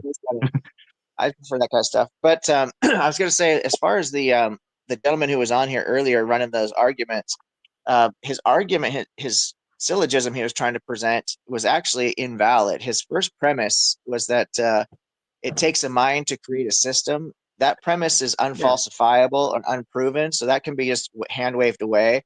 And the Yep. second premise was naturalism is false. Again, that's unfalsifiable and unproven, so that can also be hand waved away. And then his conclusion was that so God therefore had to create the universe. That's completely, essentially question begging because it's really baked Yep. into it's the only thing that's left. But you can't build an argument on unfalsifiable premises. It's No. invalid. Like No. I could say that premise one, pink unicorns created the universe. And then I could say premise two, if pink unicorns created the universe, then God cannot exist. And then I could say the conclusion is God does not exist. And it's a valid argument, but it's completely fallacious because I've used unfalsifiable claims about pink unicorns. You know what I mean? And Well, his argument was no I've different. noticed when you argue with Christians, you're arguing against argument for sake and fallacy sake. You're not really arguing facts. It's just argument and fallacy. That's all you're going to be arguing against the whole time. It's nothing really factual. I mean, half of the time Christians aren't even worth debating is because of that. It's not because they're going to bring up the fallacies, and they're going to start with the premises of unlogical fallacies, and then they're going to start with the argument is the evidence, and then the book is the evidence, and you already know where they're going to go with all this stuff. So it's like it's almost half the time not worth it because it's all the same stuff like constantly, and it's just kind of like, can you have anything else besides what like you're saying all these fallacies you just begin with? It's like that's where your premise lays, and it's destroyed as soon as you don't believe in the premise of what it is. It's purposeless. It's not worth it. Well, I think the one thing that Lou did that was brilliant, and this is something I recommend a lot of people copy Lou's example, is that Lou, when you said, I just want to make one thing clear as we're getting into the arguments, that you're making an argument for a God, but this is not an argument that gets you to a Jesus or a Christian God. And he actually Right. admitted that was true. And that is really key because a lot of times they'll try to do that. A really philosophical, a very intelligent philosophical person a guy who knows philosophy and the philosophical arguments really well, he might run something like Tag or Kalam or something like that. And if you Epicurus don't is know the the best. philosophy, you can't necessarily defeat the argument unless you know the philosophy and the logical fallacies. But what you can do is say, okay, listen, if I grant you, I'll just grant you your God. Now let's get from that premise, that conclusion to Jesus or to whatever religious God, Allah or whatever it is, because that's a whole nother argument that they have to make. And there's never been a formal argument really that I could think of that gets you there. The only arguments that I hear that people keep running are this overall concept just to get you to admit that there had to be a God or a mind to create the universe. It's like, okay, fine, I'll just grant you that. Now get me to your religion, and I think you did a great job with that. Well, No, I do that because ultimately we all know that those type of arguments like the Kalam, at the very best, like you said, giving them the whole thing, saying, okay, you win. All right. It doesn't prove their God. So they're still light years away from proving their God. And then I think the next argument they throw is the resurrection. I don't know how they can argue with that. How can you believe, literally, that somebody comes back from the dead? That is not even I don't understand how people are like, well, they can believe that's one of their arguments. I'm like, what argument? You believe in a zombie? You believe in someone literally came up out of the grave? Like, that's the stupidest argument like, how can you believe that? Like, that's like saying, like, do you believe in the donkey talks? And I argued with this one Christian girl, and she's like, well, if God did it, I'm like, how do you know God did it? Oh, it's in the book. And I'm like, I just won't. All right, we're done. I'm like, I was like, we're totally done with this because God said a donkey talked and the book said the donkey talked. I'm like, you can't, well, the resurrection. And I'm like, all right, we cannot do zombies. Just like, what was it? Ezekiel, I think 45, I think, would they raise an army of the dead? Like, it's like, what the fuck? Like, but no magic. There's no magic in the Bible. Remember that. No magic. Just people coming back from the dead. I like It's trying supernatural. It's not magic. I like trying to miracles. get them to address how God did these things, because then obviously they they're forced to accept that, yeah, they do believe in magic. It is. It's that's all it is magic, and miracles and magic, same definition. I mean, and they I don't know. They just Well, it totally. ties into what you guys were talking about. You guys mentioned the why do really intelligent people believe this insane stuff? And there's actually, Lou, you're once again you're really intelligent yourself, and you're touching on exactly the cause. It comes to the psychology of it and the way the brain works. So the human mind, the way the brain is structured, we have what's called the hyperactive agency detection device. It's actually Yep. located in, I believe, the center of the brain. Yeah, I was about And to this say is right something around it. that comes, yeah, it's based on evolution and neurosciences. This is well evidenced. And so we have this need that we have naturally to try to ascribe agency to things, to try and understand the cause of things. It's just part of what makes the human brain what it is. And so when we don't understand a mechanism to something, we gap it. And the most common gap is a God claim. And that's why the fallacy is called God of the gaps fallacy, because we just basically get to a point to where we say, I don't know, therefore God. Yep. And it gets our mind out of this really uncomfortable trap that it feels like it's in, where it doesn't have an answer to something. And so even intelligent people are susceptible to this. Every human being is. It's part of how the brain But my works. epic, I don't understand this though. Is even scientific people who are like I say, my dad's Mormon, but he's not old Earth or young Earth creationist. He believes in evolution and science and space. And I'm like, if you can believe in all of this, how can you still go to the fact of poof God?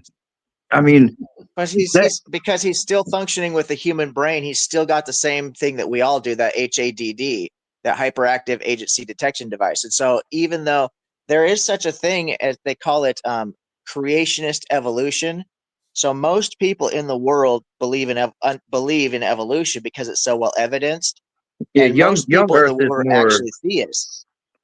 And so what they do is they just say, well, God used evolution to create people. So they say they accept the evolution because it's got so much evidence, but they still, because we don't have abiogenesis dialed in yet, then now God just used evolution. So God takes that role. But once abiogenesis gets evidence, like to the degree that Well, evolution is, I it's don't know because this is one of the arguments that I get from him is this is well God gave us the knowledge to do it, so we did do it. So no matter what it was, no matter if we find AIDS via Genesis, God still gave us the knowledge to find it. God is the one who did it. So that's the argument I always get from at least some of these Mormons and my father. It's like it always goes back to well, God gave us the knowledge. We can still do it, but God's the one who did it still in the end.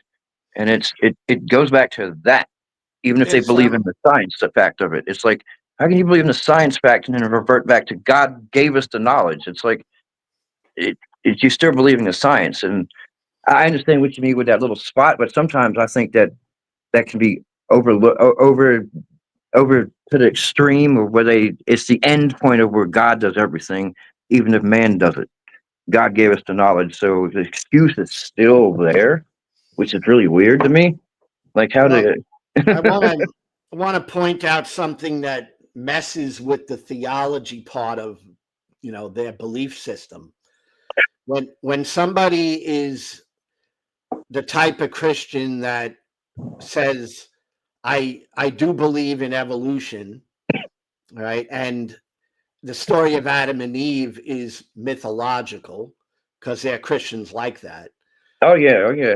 The problem with that is they run into a problem of their theology, because the Christian theology is that Jesus came to take away the sins of like Adam and Eve, right? He came Well, to so some are Jesus is God, and some are Jesus is the Son of God. Still, some conflate. Some are he is, but and the, some the is purpose of the Jesus, Trinity. but The the Trinity is what purpose that they think he had was to come take away the sins of the world, it died for the sins of man, or which started with Adam and Eve. So it's kind of like if they don't believe in Adam and Eve, what was the need for Jesus to come? There's like a problem there. Right. I don't know. You get Well, what I I'm don't think saying, that though. the Yeah, I get yeah, it, but but I don't There's a think that problem. I don't think that the God concept is ever going to go away. I think that we will eventually, it won't happen in my I lifetime, agree. most likely, but we will eventually find aliens or life on I other agree. planets. And the religious people will just say, oh, well, God created life there too. Yep, Just like what that's Lone Atheist exactly is it. saying. They will find a way to ascribe it to God one way or the other. What it does do, what science does do, is it eliminates a lot of the claims, like evolution. Before evolution, the whole idea was that God created every single living thing. Just now with evolution, we've had to back that up quite a bit. Now there's still going to be people that deny evolution, obviously, Oh but yeah. every time we discover something, and goes back way before these organized religions, back to this hyperactive agency detection device. Yep. When our ancient ancestors, when the lightning would strike or the rain would fall, they would ascribe that to a god. It became Night because they would didn't come. Right. understand it. You know what I mean? So they would think, oh, this is a supernatural force. They wouldn't even necessarily use the word God because that was a more developed concept, but they would ascribe it to something supernatural, this lightning striking and fire. And the animals had spirits and the trees had spirits and all these Even different 5 things. to 6 minutes. And so, oh, what's that? I'm sorry, Brock. Oh no, sorry, I was mumbling to my Oh, wife. sorry. She's asking something. I'm Oh, gonna. okay. So I feel like I should go for a walk soon, so I might hop off. But it was so fun being with y'all. Thanks, Brock. it's always good to Brock, see you, brother. And catch you also, later, brother. Brooklyn, I would like to share that video I made sometime. So, just heads up. What's that? Did you see the private chat I sent, the private comment? Did I see private comments? There's a. I got I'm 2, reading but some of them. I can't open them. If I do, it's going to shut me off this thing. Oh, okay. I see you talking to Dade. Private chat. Private. Oh, that's a different thing altogether. Okay, yeah. Okay, I see the private chat. I might show you. Atangelo sent some stuff. I can't see it. I guess because I got off the phone and got on the computer, so I can't see what he sent. But yeah, I'll show you the video someday, hopefully. Yeah. Whenever you I want. see Atangelo sent videos about near-death experiences. Hey, Brock, what's that one that you said you had coming out on your channel soon? Did you release that one already? What was it about?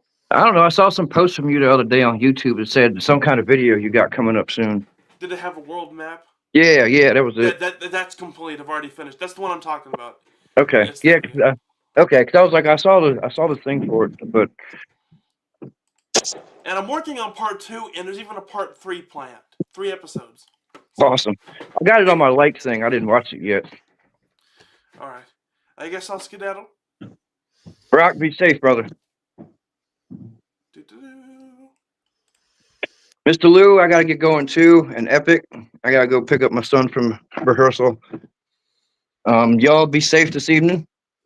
All right, you have a good one. And then you said Good to see you. Saturday, right? Check out that debate on the Kentucky Atheist, 7 7 p.m. Eastern. 7. It'll All be right, it'll be Eastern. a Okay. fun one.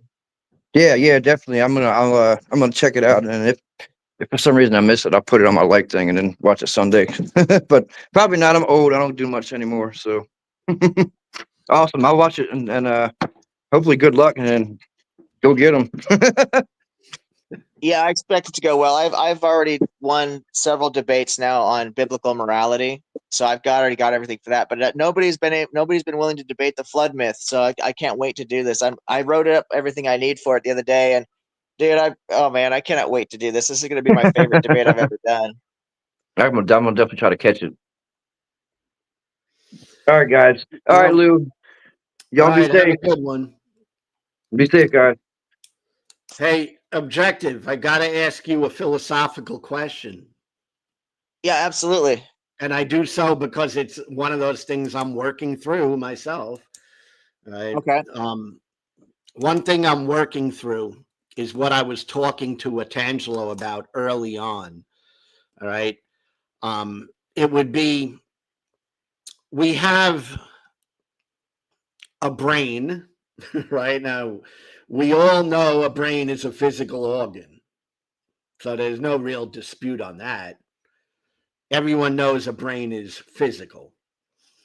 Then we have thoughts, right? And thoughts are a function of the brain. Are you with me so far? Yeah, absolutely. Absolutely. Okay, now, are thoughts physical? That would be where the question comes in.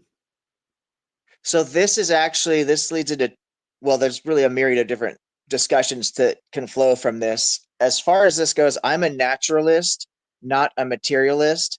So the materialist explanation is that all things are simply uh, material to one degree or another. So thoughts, emotions, these actually come down to a material explanation. The naturalist explanation would be that there are transcendental properties that are not physical, but they're not spiritual. This is not like it's not a spiritual claim or a deistic claim. Everything is, I believe, as a naturalist, that everything ultimately has a natural explanation, and that includes consciousness. So a Mhm. lot of naturalists will ascribe the things you're talking about, not just feelings, but let's say like in philosophy, we talk about like, where is the color of red? Where do we get the actual color of red? When I think about this color of red, I can look and see red in the environment, the external world, with how the red photons are reflected off of the surface, right? And all the other photons are absorbed. So I see something as that color. So it's red. But where is the color of red exist in my brain? And this is called the hard problem of consciousness. Other Mhm. people refer to it as the mind body problem, and there's also what they call the combination problem. So there, and each of these different titles goes into a slightly different element for the argument. So it gets pretty deep because, like I said, people have been discussing this for a long time, but ultimately it comes down to the hard problem of consciousness. How does material matter? How do atoms essentially lead to thoughts or feelings or emotions and stuff like that? So a materialist would say there is no transcendental, there is no consciousness per se. All consciousness is a function of the brain, a particular state of the brain.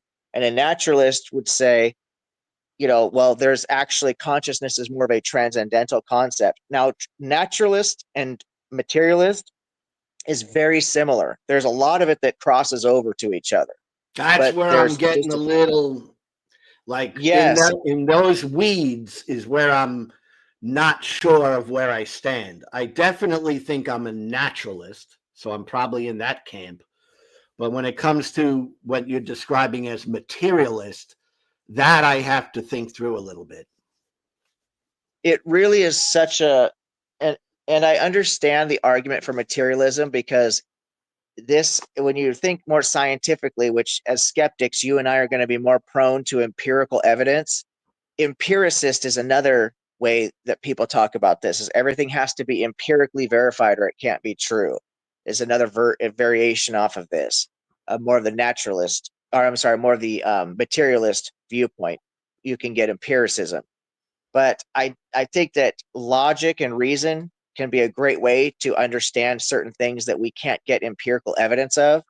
And that's, so this kind of leads into my justification for transcendental reality, that there are things like emotion or logic and reason and things that are not really well defined with just materialism.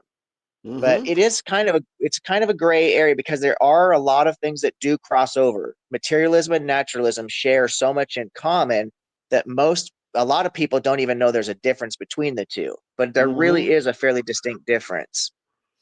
That's where I'm at because I'm not sure. I would be pretty safe feeling and saying I'm a naturalist.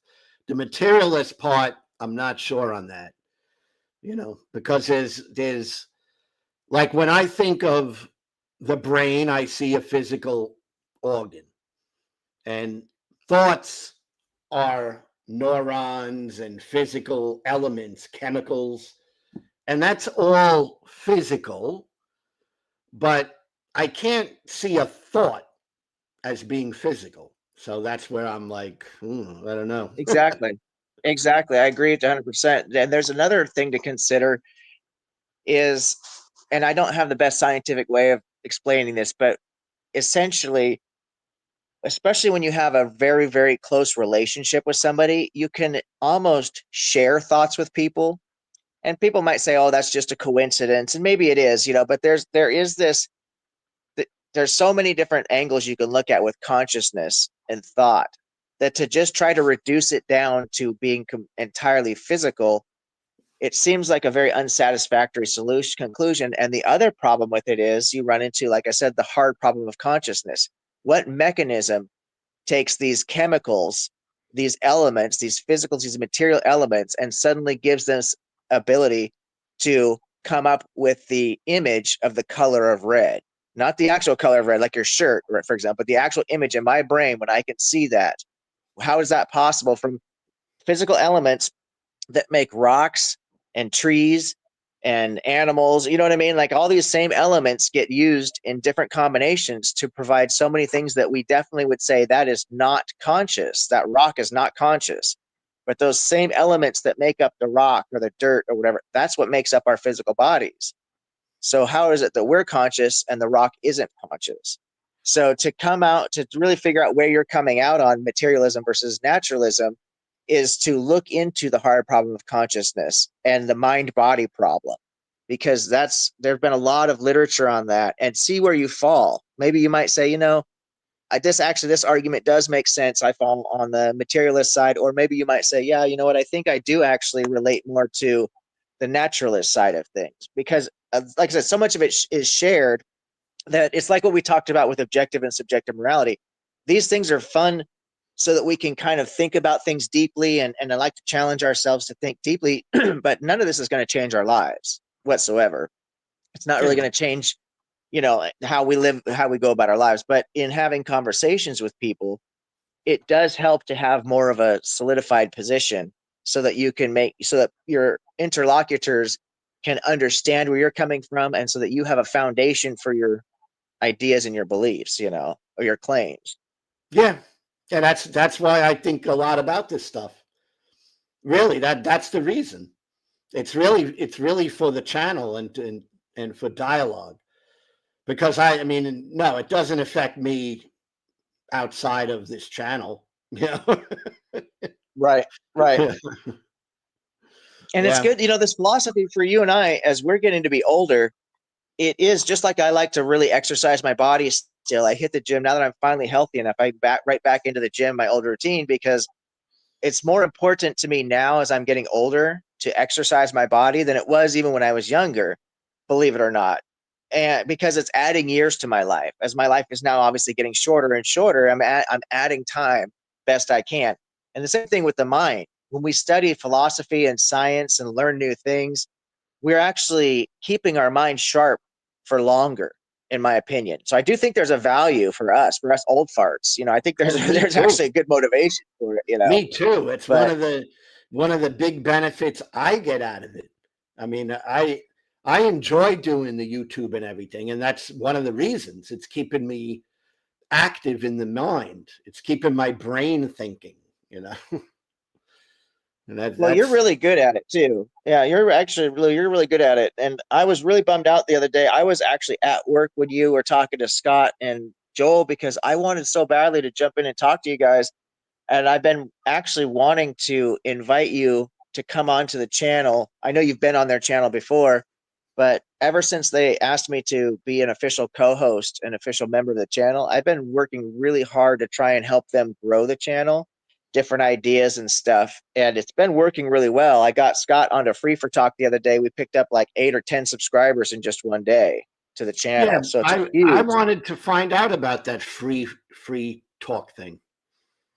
Yeah, I'd love to show it to you sometime. Now, it's kind of ironic because I set up a room, and the way that I set up rooms on that platform is I always say, well, my personality anyway, but I always say the title of the room is I want to have polite, respectful conversations. I always put that in the title. And whenever I'm in the room, I make sure to enforce that, that people are going to be respectful. And Scott and I were on there together, and a lot of people that came in were actually people who follow me. And they're like, oh, yeah, and I'm not trying to be arrogant when I talk like this. I'm just saying the way it is. And they were, talking about how nice I am and how polite I am and how I foster these polite conversations. And there's just so much garbage airtime on that platform, just like a lot of social media. It's so divisive and just a lot of trash out there. And so I was very grateful for all the kind words, but these two guys came in that were drunk or high, or I don't know what they were, inebriated. They were just starting to talk a lot of shit and be very disrespectful. So I kicked them out of the room. And then I went to log on the next day and my account was banned. So one of them filed a false complaint against me saying that I was using like, what do you call alternate accounts or some stupid shit like that. I don't know, because he was pissed that I kicked him out of the room. So I had to send in today I actually finally sent it in I can't know what you might call it, but you can what the hell would you call it? Where you send in a request to the actual platform and say, hey, listen, will you look into an investigation? So would you do an investigation into this? Because I don't use any alternate or ghost accounts or whatever the hell. And I'm a legitimate guy just like everybody else. And I've never violated any policies or whatever. So hopefully that'll get overturned and I can go on a free for talk with you guys. But if not, I could technically set up a new account. I just don't know if I want to go through all that again. That free for go ahead. talk doesn't link to YouTube, does it? So what you would do is the way you stream it is you actually set up your YouTube or your StreamYard or whatever, however you're doing it. And then you go on to Free for Talk and you post the link for Free for Talk up in your address bar. It'll have a link, right? You post that into your StreamYard chat or YouTube chat or whatever you're using. And then people can join you in your room and you're streaming through your YouTube or StreamYard platform. So you can still stream it through your channel. People do it all the time. But you'd have to, you do know what I'm talking about? I haven't actually, because I don't have a channel, so it's hard for me to actually walk you through every step. What you're talking about is one of the things I'm trying to learn how to do. So maybe I'll practice with that because that's one of the things I'm attempting to do.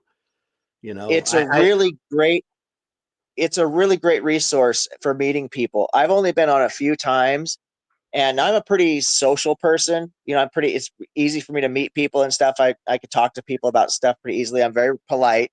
So it was really easy for me to gain followers. But when you first log on to Free for Talk, in order to put a title to your room, so you can start up a room if you want to right away. But in order for you to actually select a title for what you want to talk about, you have to have 15 followers and you have to have been linked to the Free for Talk platform for at least 7 days. You don't have to be on for 7 days, but you got to. So if you started it today and by next week, whatever today, next Wednesday, you would be eligible to then basically have the full benefits, but you still need the 15 followers. And gaining followers is really easy. I mean, I gained the 15 followers in I think like an hour or an hour and a half or something like that. I've only been on a few times. I've got 70 or 80 or maybe 100 followers already. So it's really easy to get people to follow you, and especially you. You're very personable, you know, and you're a funny guy too, actually. So I don't see any problems. But one thing I will warn you about is if you set up your title to be something that's too provocative, like God isn't real or something crazy like that, you may get, that may cause you problems. So you do have to kind of play the politics because the platform was created to get people who speak different languages, who want to learn a new language, to get them to communicate with other people. So if you were in Japan, let's say, and you wanted to learn to speak English, you could get onto this platform and have just regular daily conversations with somebody from America, and you could help learn English and you could learn Japan. So it's a really nice platform it's for learning languages, and it is a platform for open discussion. But they have some really strict rules about, you got to be careful what your topics are and stuff. You don't want to be too provocative. I know a lot of people who talk about religion and politics and stuff, but I know a lot of people who have gotten James Apperson. Do you know who James Apperson is? Yeah, I do. Yeah. I think he's had I don't know the exact number, but I'm under the impression he's had his account banned 4 or 5 times now because he gets so provocative with his titles and not stuff. Not on YouTube, right? On the other platform? No. Yeah, on Free for Talk. But he just makes a new account. You can do that. If you get banned, you can just make a new account. But it's not worth it to me personally. If that platform's going to be so sensitive that they're going to ban me all the time, I'm not going to deal with it. You know what I mean? I got better things to do with my time. But I will send in a request to get this account unbanned because I didn't do anything wrong. I didn't violate any policies. And so if they do it, they'll do it. If not, I'll just move on with my life. But as far as you guys go, you content creators, it is a really good way to get a room full of people talking about, and you can talk about, I've had conversations about religion and philosophy. That's all I talk about is ethics, religion, and philosophy with people. But I do it in such a polite way. And I always make sure to explain in the title of my videos or my rooms, this is a polite conversation. We're not here to argue. No disrespect will be tolerated, that kind of stuff. Because when I have these conversations with people, as you know, I do not get into, as an agnostic, I don't get into the does God exist debates. I have no interest in those debates because I feel like it's an unfalsifiable, unprovable claim.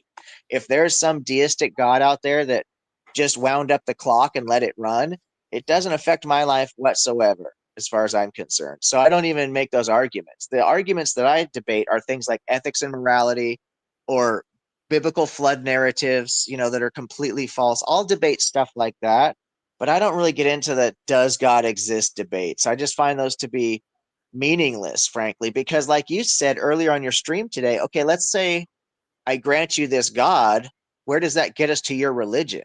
Those are two completely different claims. You know what I mean? Yeah. I mean, the reason I do all that stuff is seriously because I come out of a fundamentalist background, and I find that knowing the things that they're thinking makes it interesting. At least I'm hoping it does, because I really understand what Christianity is about when you are a believer. So for me, that's like a little edginess between me and a Christian, right? So that's kind of why I keep, I will always harp on that, because I think it's, for my channel, it's like important. Oh, I think there's a lot of, there's a lot of content around that because I think that the significant majority of atheists and agnostics are actually former believers. I think that's for someone like myself who is a lifelong agnostic, I think it's more unusual. I do know one other person for sure that was a lifelong atheist, but I think the majority of people, and I'm saying all people, but I think the majority, and it makes sense because, the studies have shown that I've looked into, you've got 8.5 billion people on the planet, 93% of them identify as religious. So it only makes sense that most people who are not religious anymore are coming out of a religious background.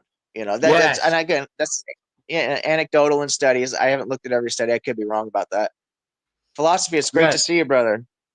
Hey man, how's it going? Just been listening to y'all.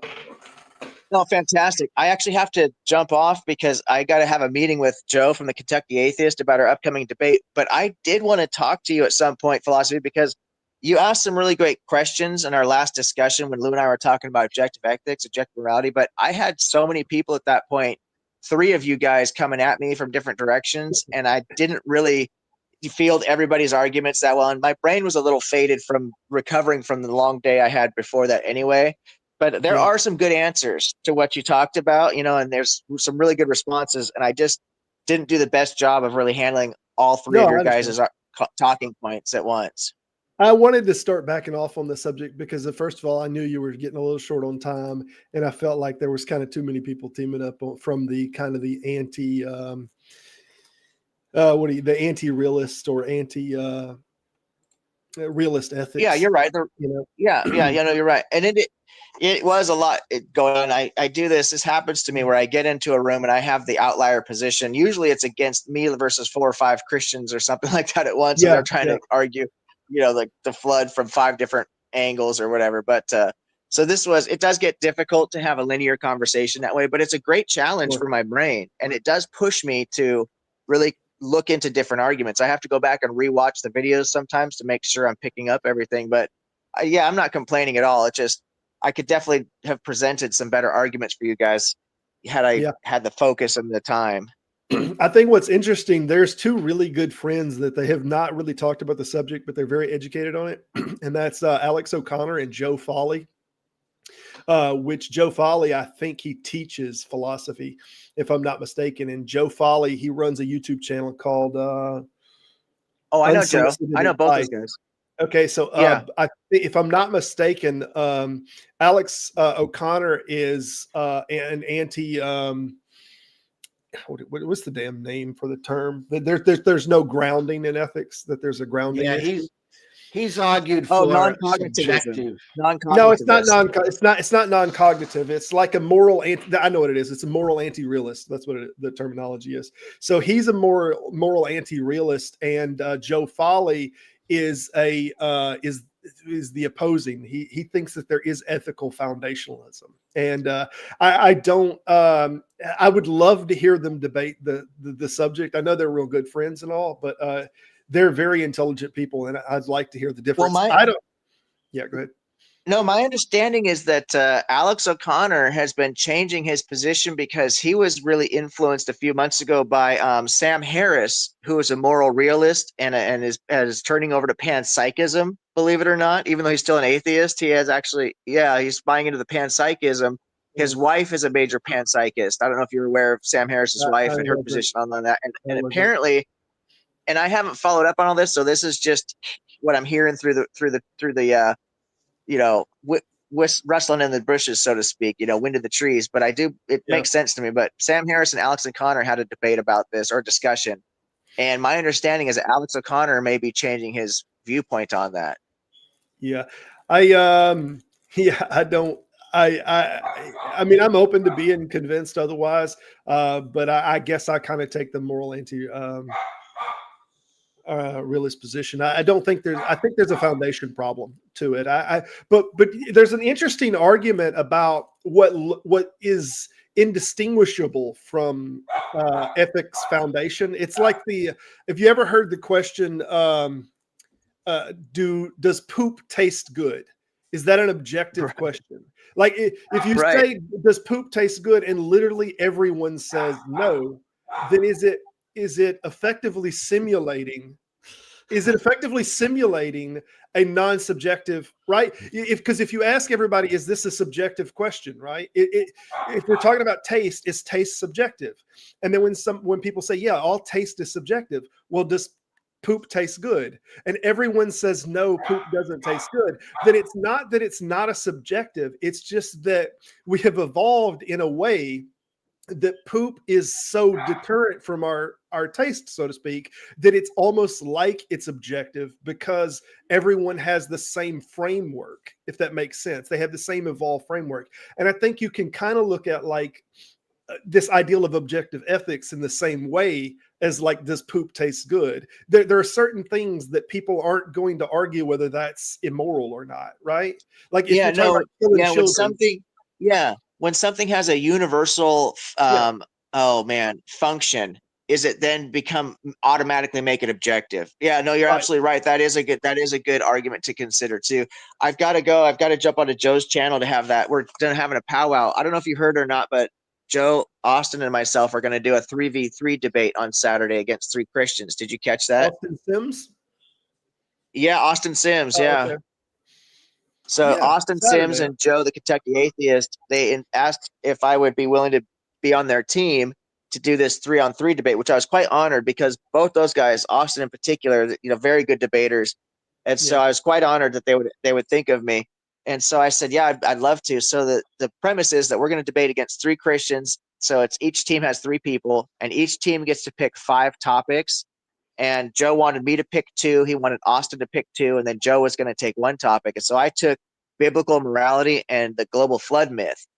And Austin's going to debate endogenous retroviruses and origin of species, so both evolutionary based. And then I can't remember what Joe picked one that really was off the wall. But one of their other team on the other team, one of their topics was also going to be on morality. So it'll be up to me to then defend that argument, as well. I'm not quite sure. The format's going to be interesting, but it involves spinning a wheel to pick the topics at random. And then people can send super chats to get certain topics moved to the front of the line and stuff. So it's going to be, I think, a really entertaining format that moving forward, this might be something to do again. It's going to be, I'll have to see, I'll get more details on it, but I expect it to be really fun. But I've just been chomping at the bits to get somebody to debate me on the flood myth, because as a boat manufacturer, and a guy who's licensed to build boats and has 2 patents building boats. My expertise, my field of expertise, is in debunking the flood myth from the standpoint that the ark was just a rickety wooden box that wasn't going to do shit. And so that's my actual field of expertise. But I obviously know all the arguments from the fossil record, the geological strata layers, meteorology, and I know all the other arguments. But I actually am well qualified to really address the ark itself. So nobody will debate me. You know what? I encourage you to have another one that might be outside of your comfort zone, just to get a little studied on the subject. And that is the comparative similarities in the literature between like the Sumerian literature of the flood and like the Gilgamesh, because the best that I understand. Atrahasis. Yeah, I'm well familiar with that. Yeah, exactly. I studied world religions in college. Yeah, I did study world religions. Yeah, I studied world religions when I was in college, and I attended seminary for a while. So I do have a background, but that's not really, I don't have any degrees in that. It's not really my field of expertise, but I have studied, I'm well familiar, Atrahasis, Utnapishtim, and I know all about the flood and the narrative. And it comes from Sumeria, and it was reworked into the Epic of Gilgamesh, the Babylonian myths and stuff. Yeah, no, that is the origin story. There's no doubt about that whatsoever. It's really critical. Scholars have pointed this out. Objective. Bullet points that would be good. The thing you're going to encounter, which is always what you will end up encountering, it ultimately for a Christian, it doesn't really matter if the ark actually could float and hold the animals, because they will resort back to, well, God can do anything, so he's able to make it so. And that's fine. If they want to hide behind miracles, that's a quick way to lose a debate, is for a formal debate. If you can't debate formal miracles in a formal debate, they can do that, but that just isn't really any ground. At 4:30, I have to go, but you're absolutely right. That is what it's going to come down to. All right, gentlemen, I'll have to catch up with you guys next time. So good to see both of you. Yeah. All right. So, hey, Skeptic, how are you? Very well, man. How you been doing? Okay, I'm been excited. I'm actually monetized on YouTube now, so that's a pretty big step right there. It's completely new, and I'm hoping it grows. I mean, I think this is the first time I could get super chats. Dave from Captive Desk seemed to test it, and it seems to be working. so I'm pretty excited about it. Very cool. Very cool. But, I've been thinking about jumping into the game of making some streams. I just, I don't know. Similar to Objective Ethics, I'm just, I'm not sure that the subject is gaining any ground. I mean, I got out of this subject years ago because I was in this and I had a little bit of debates and whatnot. I guess on Discord and different stuff, probably 15 years ago. And then I got uninterested in it. And I'm like, I just don't care. Believe what you want to believe. I don't particularly care to the degree that it doesn't affect me. The reason that I got drawn back into it is because they're trying to push prayer in school and just everything that's going on. And then I found out my daughter, her teacher was leading the students all in prayer and whatnot. And I'm like, no, there has to be a resistance. There's at no point are we going to be able to exist as you do you and we'll do us and just leave us the hell alone. I just don't think that's going to happen. It feels like they have a religious mandate that gives them the permission to disregard any norms and any laws. And when you have something like that, you're going to have resistance. And as much as I'm not that interested in being a part of the resistance, so to speak, because the subject, it feels like after a short period of time, you can know all there is to know on the given subject, and everything else is just a little bit of drawing this subject out, a little more drawing this subject out, and as far as your knowledge base.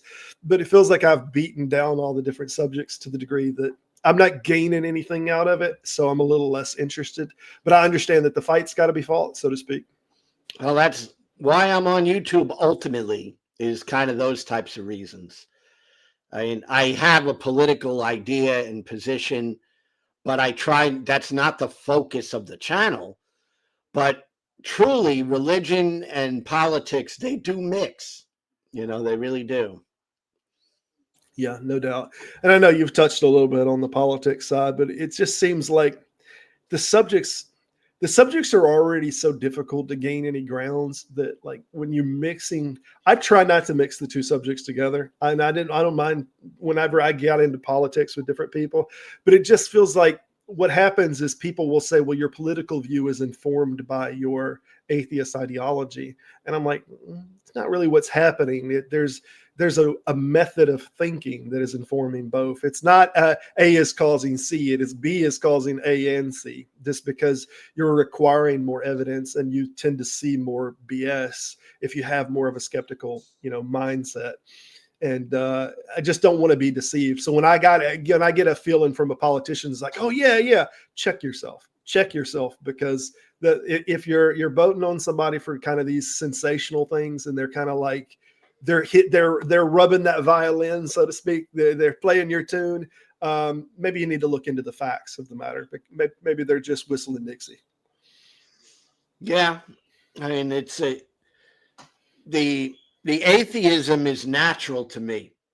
So, it's kind of like, it's not difficult for me to talk about that stuff because it's pretty ingrained, and I'll admit I have a bias, but it's a bias that's, I wasn't always in this position. So I love that I have that, as I was a fundy. I was an evangelical for many years. So I have love that term, fundy. I haven't heard that one before. Yeah, I have that understanding because I was there. Yeah. So I think that's the heart of what I'm trying to do, is come at it from a position of someone who was there, came out of it, and is trying to get people to think rationally about what they believe. Yeah. Because I did. I mean, that's how I came out of it, Do you have family and whatnot that's still tightly into that? Yeah. Oh, yeah. Definitely. What's weird is, like, whenever you first come out of something, like, you hear, like, apologetics and whatnot will throw this term around, like fundamentalist or atheist, or what's the word they use all the time? Ardent atheist or whatnot, to act like they're on a mission or whatnot. And I guess what's happening is, anytime that there's a large group that's treating you like you're the one that's crazy, they're like, oh, how could you not believe in fairies? 90% of everyone believes in fairies. You're ridiculous. That you tend to get this defensiveness position, and and whenever I came away from the church, that was kind of the first thing that started with me. It started that position of, no, they're acting like this is a stupid position, that I don't believe in an invisible being, and this is not at all a stupid position. So then it became that kind of dukes up, let's defend this. That, no, you're the one that's believing, and you don't have anything to back that claim. But then after a little while, I started questioning whether, if there is no evidence here and they're still backing this claim, then this is obviously this is a psychological thing that, maybe they need this. Maybe this is something that they have to have. They can't cope with life in some way. And I'm not saying they can't get to a place where you can grow out of it. But I'm just saying that's not something that happens overnight. And like most of us, if we at one point just decided, hey, I can't believe this anymore, I simply can't believe it anymore, then most of us, we had almost this ego death, that, oh, it's like heartbreaking. It's like, for me, it was like losing a kid, it's like, oh my God, I can't believe this anymore. And it tears you apart. So what happens is you got to try to latch onto things. And I don't know if there's a better way for people to get latched onto things so that they can kind of step away from it gradually, but it doesn't feel like there's a gradual, you know what I mean? But I always think about, like, I'm doing this channel and I'm really promoting the atheistic viewpoint because that is my true viewpoint, you know what I'm saying? Yep.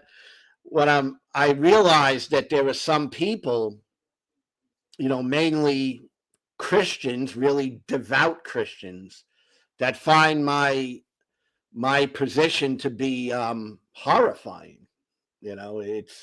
It's very scary to them. And I realized that.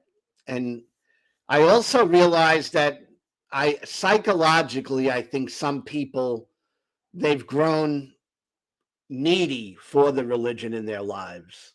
Like it is something that they crave, kind of like an addiction, So it's not easy to break. I get that.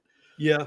I'm not expecting really to break many people. I just think it's important to get that contrary voice out there in America that is truly pretty much a Christian nation, not in the way that they think, but it's a lot of Christians, it's a lot of people that fall into that category. Yeah, I've almost moved from the position of trying to convince somebody that there wasn't a good reason to believe this. I don't think I've had the position that I want to convince somebody in the affirmative that this thing isn't true. I don't think I've had that position probably since I first came out of it. But I have had the position that I wanted to convince people that there's no good reason to believe in this thing, if that makes sense. From like as an epistemological claim, there's no good reason to believe this claim is true. And whether it's true or not, that's irrelevant. There's not a good reason to believe it. But then I've kind of transitioned more into just doubt. I just want people to doubt things. They shouldn't be so confident about things that they don't have evidence for. I've moved more towards almost Bertrand Russell's position of let doubt prevail, that doubt should conquer over the confidence in the absence of very provable, very knowable things. Let doubt win this fight, I also fall on a different perspective I have, and it's because I'm not religious. I don't think these things are that important. That's why when you come from an atheist perspective, a devout Christian finds what you're saying so vitally important. It's like they really get, it rattles their world, so to say. Hang on every word of it. And I don't even think it's that important what people believe. Yeah. It's just not that critical. So that's how I approach people in my own life. I mean, I tell them flat out, hey, you can believe whatever you want. I mean, whatever makes you happy. For me, I don't believe these things. And that's kind of how I frame it with people that I love, Yeah, I'm almost more interested in talking because I like the position. You can believe what you want to believe, but the problem is, like, if you look at like the Jewish community, they don't have proselytization. They don't have kind of this mandate to bring in the sheaves, so to speak, that we got to reach out there and get into the schools and get a hold of young, incredulous minds. Whereas like in Christianity and even in Muslims, there's kind of this mandate of conversion. And this is the problem, because they can't affect it's like water finds the path of least resistance. If you want to convert somebody, stick to a moral groundwork of trying to convert an adult that has critical faculties, that they can question things. But that's not what happens. The path of least resistance is, hey, let's teach this to children. When we tell this thing to children are very accepting. It's very easy to convert children. So there's this kind of push into school systems and into education and into everything else. And that's where the problem lies. And until they stop doing this, we're always going to have a problem. If they could stop this mandate and say, look, we're not going to try to convert all your children, I'm done with it. I'm done with the subject. As long as they're not trying to push it into the laws and they're not trying to push it into our schools, I don't really care what they believe. They could believe in Barbie doll gods. I don't care. But that's where I draw the line. And they do push it. I live in Louisiana, man, and it wasn't too long ago. I remember the blue laws. I remember over here in Mississippi, like the Gulf Coast, you couldn't roll the dice until the boats, because all gambling was on the boats, and they had to get off of the coast because gambling was illegal because it was of the devil. That was in my lifetime, that you couldn't roll dice and gamble on the shore in the States because that was sinful. And even not too long ago, I mean, we had it in this city where you couldn't get alcohol in the city. You got to go outside of the city especially on Sundays. On Sunday, yeah. Yep. So they had that in Florida where I live. I don't drink So I'm not sure if they still have it, but it used to be if you went into a store on Sunday, you were unable to get alcohol. Yeah. We had pawn shop laws here too, that you couldn't open a pawn shop on a Sunday. Pawn shops could not operate on Sundays.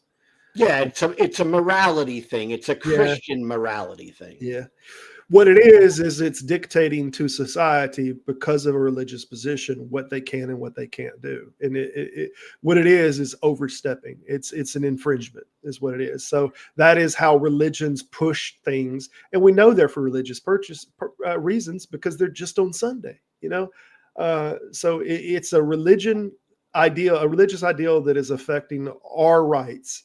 And until that kind of thing, until we're done with that subject and people can believe what they want to believe and leave the rest of us the hell alone, I mean, I think there's a fight to be fought. Yeah, me too. I'm in the fight. I'm in the fight in what I call an indirect way, but I'm in the fight. Yeah. Yep. So I really appreciate you stopping by. All right. Please always do stop by. Appreciate it. Thank you for having me. And I'm gonna run because I got my girlfriend inside, and she came home from work, and I want to go say hello. Yep, no doubt. All right, man. Good talking to you here, Gio, Sam, rest of y'all. Take care, man. Yeah, Gio, thank you so much for all you do. So just want to put that out there. Really appreciate what you do. All right. I'm gonna run. Thank everybody. Please like, subscribe, share. I'm trying to grow this thing. Have a good one. Bye.